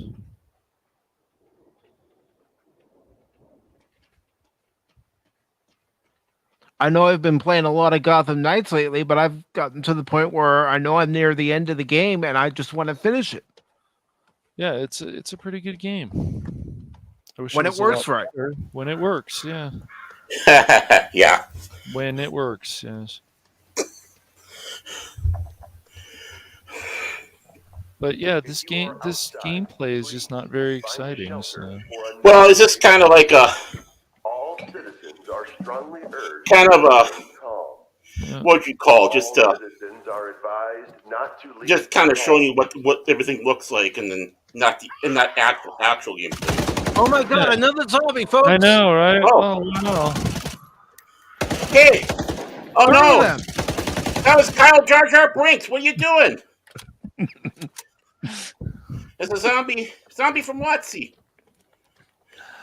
Yeah, I don't see myself buying this game. Not unless they're going to show something better, and I'm just kind of tired of zombie games. Yeah, I'm tired of the whole zombie genre as it is, to be honest with you. Some of it's good, some of it's not. Mm-hmm. The Division has more of you have things going on, but there's some cool stuff in there. In this game, I'm just not feeling it. Mm-hmm. What they're showing right now, I'm just not feeling it. So. Do better. Yeah, they say that to us. Do better. Well, guess what? Developing this game, do better. Get us excited about it. Yes. Learn the code. Yeah, it's just not very good. No, it's like, I mean, and that's just it. You sit back and say your honest opinion about something like this, right? And then they call you a troll or esterphobe. It's like, where did that come from? No, we're saying,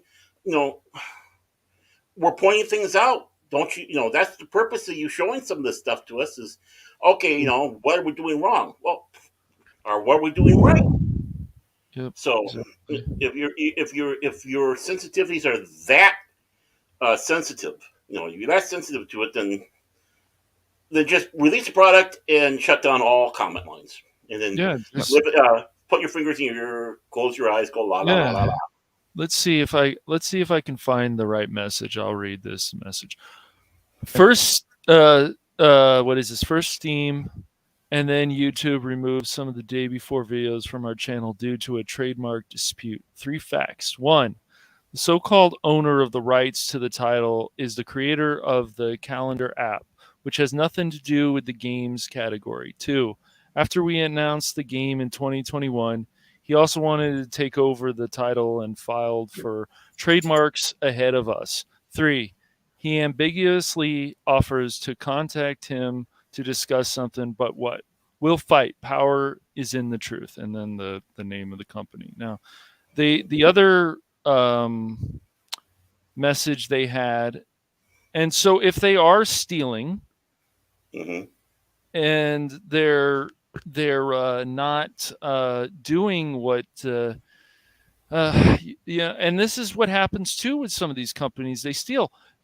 I found out recently from another YouTuber that they are stealing, and yes, it's an emulator of the Switch, but they're stealing the Ryu Jinx and they're pondering it off as their own. and they stole their logo. And I know it's just a Switch emulator, but that's right. That's not right at all. That's wrong. And then they're making money off of this in the App Store. It's none of this is right. But before all that happened, they said, we all live in a time of disinformation and lack of fact checking. Anyone can say anything for views, and everyone will believe it. Disinformation needs to be dealt with, as it can harm not only us, but also other indies and small/media studios. It also has a mental impact on the members of such teams. After the release of the day before, we'll think about how to help novice developers deal with fakes and allocate resources for this. Destroying is easy, creating is difficult. So, what do you guys think when you hear a message like that? It says that they do not want to critique. They have thin skin, and they've been caught. Yes, right. Exactly. Yeah, that's how I feel. It's like, right. I mean, again, you critique, you're a troll. You critique, you're part of the problem. You're a critique, you're nothing. You're nothing but the bad thing. And again, critiques go both ways, right? You can say something good about it, and of course,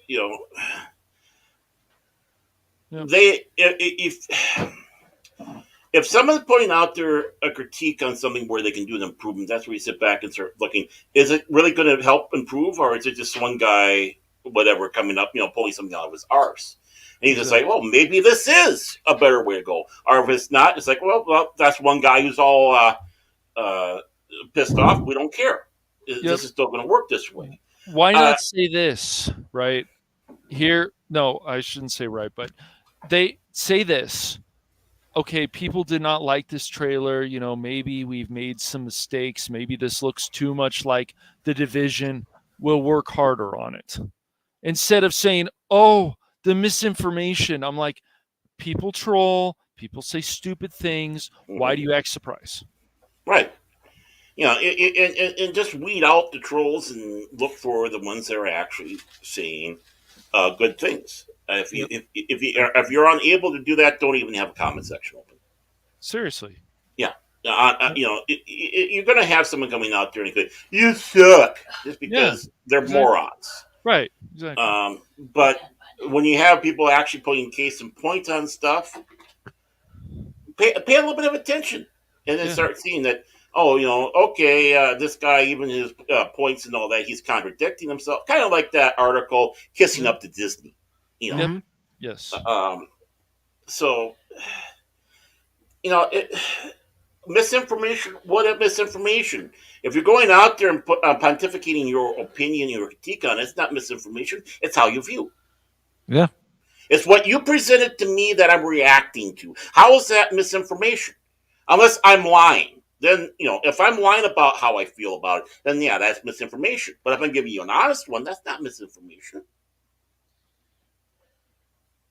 I mean, let's, say it like it is.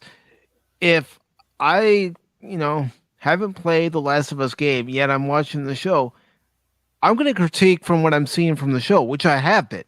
Mm-hmm. For the last 4 episodes. Tonight will be episode 5, and I will critique that. Mm-hmm. And I'm not going to hold back. If there's something about the episode I don't like, I'm going to say it. As you should.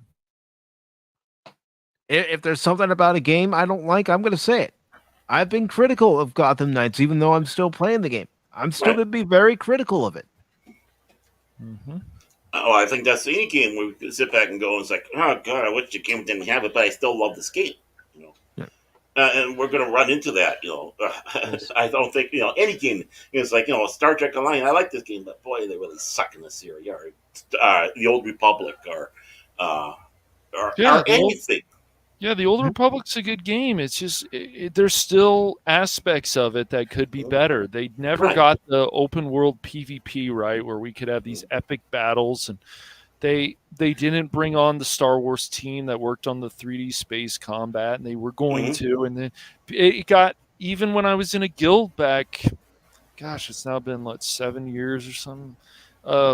They didn't give people hope, and they weren't adding enough. And we were more of a PvP guild at the time, and They took away the ranked war zones. It was war zones, and they took those away. And people went, you know what the hell with this game? And people got irritated. The game was fun. Had some of the best PvE type content I've ever seen in a massively multiplayer online, but they do not. It only went so far.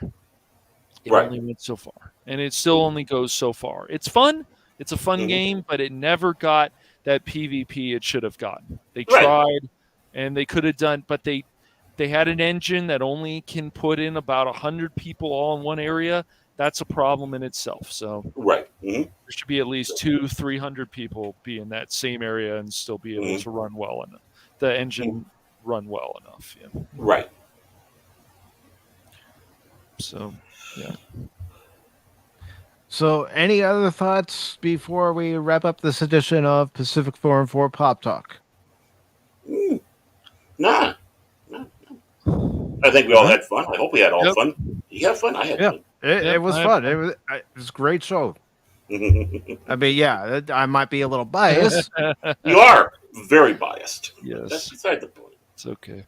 But I think we had a great show. We accept it. Is there anything you guys would like to promote? Well, of course, at 5 o'clock Central Standard Time today, I believe we're going to have, even though there is some game going on today, I think we're still going to have the Primetime Kings on 24/7 Fusion Media. That's with the Tower of Power himself, 24/7 Fusion Media, the ever mysterious Vigilante Williamson. Having a little break from the Hollywood Nights and zooming in on his hot rod would be Dubam Turk and yours truly. So that'll be tonight, hopefully. Okay. It's cool. And real quick, before we get to you, Cash, I do want to share something with everybody. I know I didn't talk to you about this ahead of time, Baron, but I do think this is important to share. That if anybody can, if you can donate, whatever amount you can donate to help 24 right now, it would be greatly appreciated. 24 is a great guy. He does great content of his own. And right now he's just going through a hardship and he could really use our help. Right. $1, $5, $10, $20. You don't have to be crazy, but if you have something to spare, please do so. 24 is a great guy, and like Mike said, he's been going through some stuff, and of course, you have the weather that they have going on down there. That's not necessarily helping much at all as well. So, yes, that sucks. Yeah, very much so. And as you can see, there are some higher ones, but you can see there's some low, 15, whatever, and as it goes, every amount, no matter how small it is, it still adds up. So. And I have donated to this myself, so I'm not just saying to donate and not putting my money where my mouth is. Right, and I've donated myself, except my name's not in there. I didn't do that right with the name, but I don't care because, I'm not doing it to put my name out there. I'm doing it because I'm there. I wasn't highlighting my name either, but I felt it necessary to mention that I did donate, just so people know. Not only am I saying to donate, but I'm doing it myself. It's either put up or shut up. Exactly. That's the important thing. So. Yep. So if you can help 24 out, I know he would appreciate it. We all appreciate it because we are his friends. We are in the community all together. Right. And whatever you can donate, I know he would appreciate it. Yes. He did not ask me to do this. I'm taking it upon myself to do this. I didn't even know about this until yesterday. So, so as it goes, and I'm a co-host. So, so I didn't know about it until yesterday. And of course, hey, gotta step up, even this small amount. So, want to make sure he's up and going and being his normal self. Yes. So, Cash, please go ahead and promote anything that's coming up on the Phantom Hooligans. Well, right now there's we'll in the future, hopefully a few weeks from now, we'll have discussion streams. But not having those right now. Even if we were having those, we're going to have some more gaming streams. And Mike and I have been talking. We're probably going to play Streets of Rage next week, as long as it all works out. So we're going to play that together, and maybe in one stream we'll beat the game. I don't know. Depends how many hours we play, I guess. But Mike's beaten the game already, so I have the game. I haven't beaten it with another person fighting with me. I've only beaten it solo, so it'd be nice to play the game with two players. Yes, Chaos and I did try playing it two players, but we never passed it together. Well, because Chaos is... Yeah, you heard me, Chaos. No, I'm kidding. He's Chaos, yeah. Yeah, he's Chaos. The name says it all. Yeah, so that's going to happen. I am going to usually now start playing at least 2 games a week. So Saints Row 2 is going to continue. I was happy I was able to do that stream for almost 5 hours yesterday. I did not like, though, that the game crashed at least 4 times on me, but it's an old game, so I just went back and started it up again. Why is it whenever you're involved in a game or around a game it crashes? Mike was having a great time on Gotham Knights. The moment you showed up, it started crashing. Saints Row crashing. You are going to be known as Crash Money from now on. It's just, unfortunately, that's an old game, so, yeah. But that's what I call Cash after he's woken up from a nap. Oh, yeah. Hey, guys. I was up all night arguing on Twitter. Those people just don't get it. I definitely was not doing that. That sounds like a horrible thing. That sounds like that does not sound like a good time at all.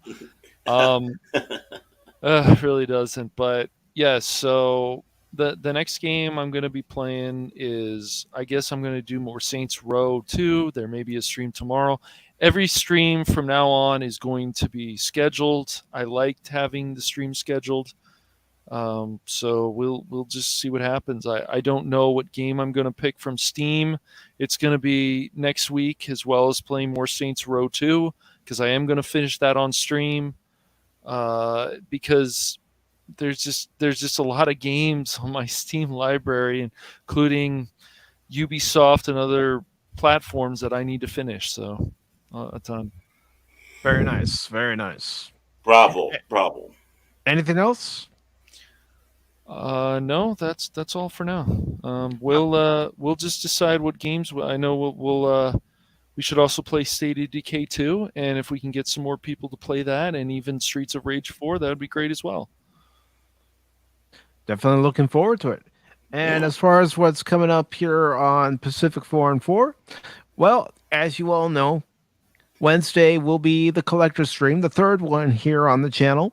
It will begin at 6 p.m. Eastern Time, 5 p.m. Central Time, and 3 p.m. Pacific Time. The guests for that stream, well, 3 of them you're already seeing on your screen right now.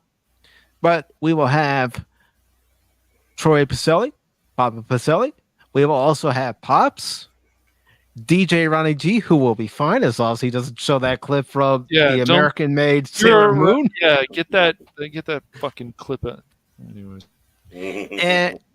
And from Legion Talk, we will have Ryan from Legion Talk. I've been on his show a couple of times, Friday night's Royal Rumble, so looking forward to that. And of course, tonight I will be giving my review of episode 5 of The Last of Us, and I will also try to finish Gotham Knights. I know there are people out there who are probably moaning and groaning right now, going, "Oh, come on, Mike, switch to something else." I know I'm near the end when it comes to Gotham Knights, and I want to get that game done. And real quick, I do want to say hello to your best friend, Cash Money. That's not my best friend, but Gab's a good guy. He's a good guy. So. And he says he's late. And how many times have I said it on this channel?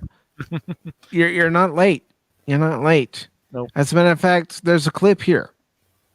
But I've said you're not late. The only person that has to be here on time on the stream, especially when the stream's about to start, is me. So Gap and everyone else who always thinks, oh, wait a minute, I'm late, I'm missing Pop Talk. A wizard is never late. Nor is he early. He arrives precisely when he means to. So I think that I just wanted to, on another note, that company that is making the day before is what is it? Yeah, Fantastic. I guess I guess that's the name because they changed some of the letters, so I think it's named Fantastic. Yeah, the day before. They're gonna have to do a lot better job, and if that game looks like it's early alpha and it's a mess. Just like Gotham Knights, but at least Gotham Knights functions pretty well. It functions when it wants to. Yep. But before we get out of here today, I do want to thank our guest today, Ryan Roger Athay, who is currently on Pop Culture Minefield with the Dork Knight, talking some wrestling. But I appreciate him taking time to be here earlier. If you want to see that portion of the stream, just go back to the beginning of the stream. And I would definitely like to have him back. And he didn't announce it, and I hope he doesn't mind me announcing it, but Thursday, I will actually be over on his channel for Reality Base, where he will be asking me some questions. Those questions being, how did I start PACIFIC414? If you want to hear how it all started and you haven't heard it here, you can join us Thursday at 6 p.m. Eastern for Reality Based. And with that, I think we can wrap up the show. How about you guys? I think so. Alrighty. I think this was a great show, but I can't wrap it up without thanking everybody who was here. Uh-oh. That's right. Thank everybody who was here. So I want to thank Crit from Evers Productions for being here. I want to thank Dempsey for being here. Thank you, Dempsey.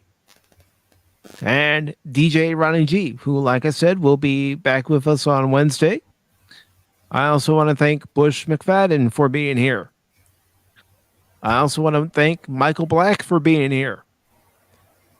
I also want to thank Captain Phantom Nerd for being here.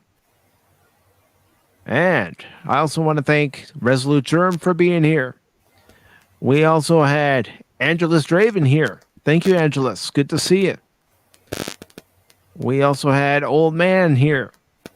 Thank you, Old Man. And I know Baron's glad that she's home. She's home. She's home. Alone, yep. Suffering. Mrs. Tag. And yep, she's been suffering, sadly. She can always beat you up, though, Baron. Yeah. I also want to thank Black Dragon for being here. I also want to thank the Padawannabe for being here. I want to thank John Rendell for being here. Thank you very much.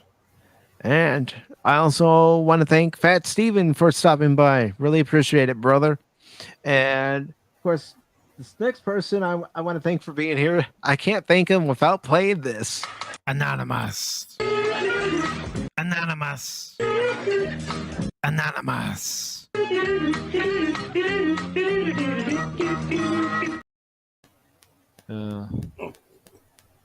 And I also want to thank JetSparks373 for being here.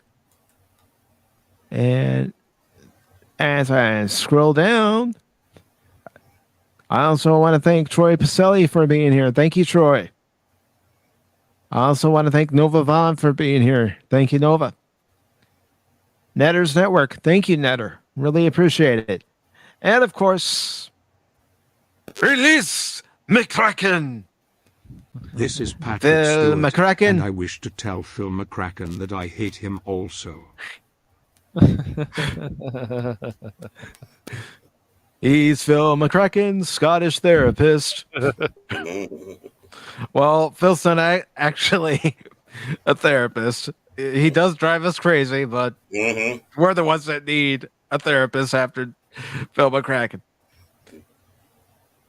And Anonymous says, "Oh, dang. Hey, brother, when you're around, I'm going to end up playing that clip." Can we find that comment again about the Nintendo and the $70? I had not that you had highlighted. Oh my God! Who the hell cares? I care. I got to find it again. Okay. That was funny though. Give me a second. I got to scroll down. Let's see. Yeah, here it is. Yep. I agree. It is dumb. It is. But thank you, everybody who is here. I hope you enjoyed what you saw. If you did, be sure to leave a thumbs up before you go. Share out the stream. Subscribe to everybody who was on the panel.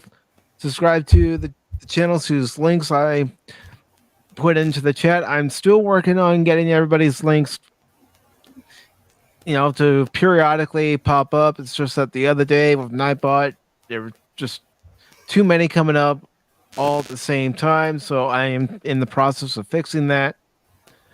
But until tonight, where I will once again be talking about episode 5 of The Last of Us.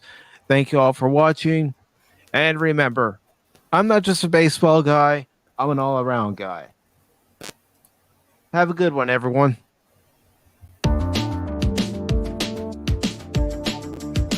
Puck Tuck is where it's at, baby.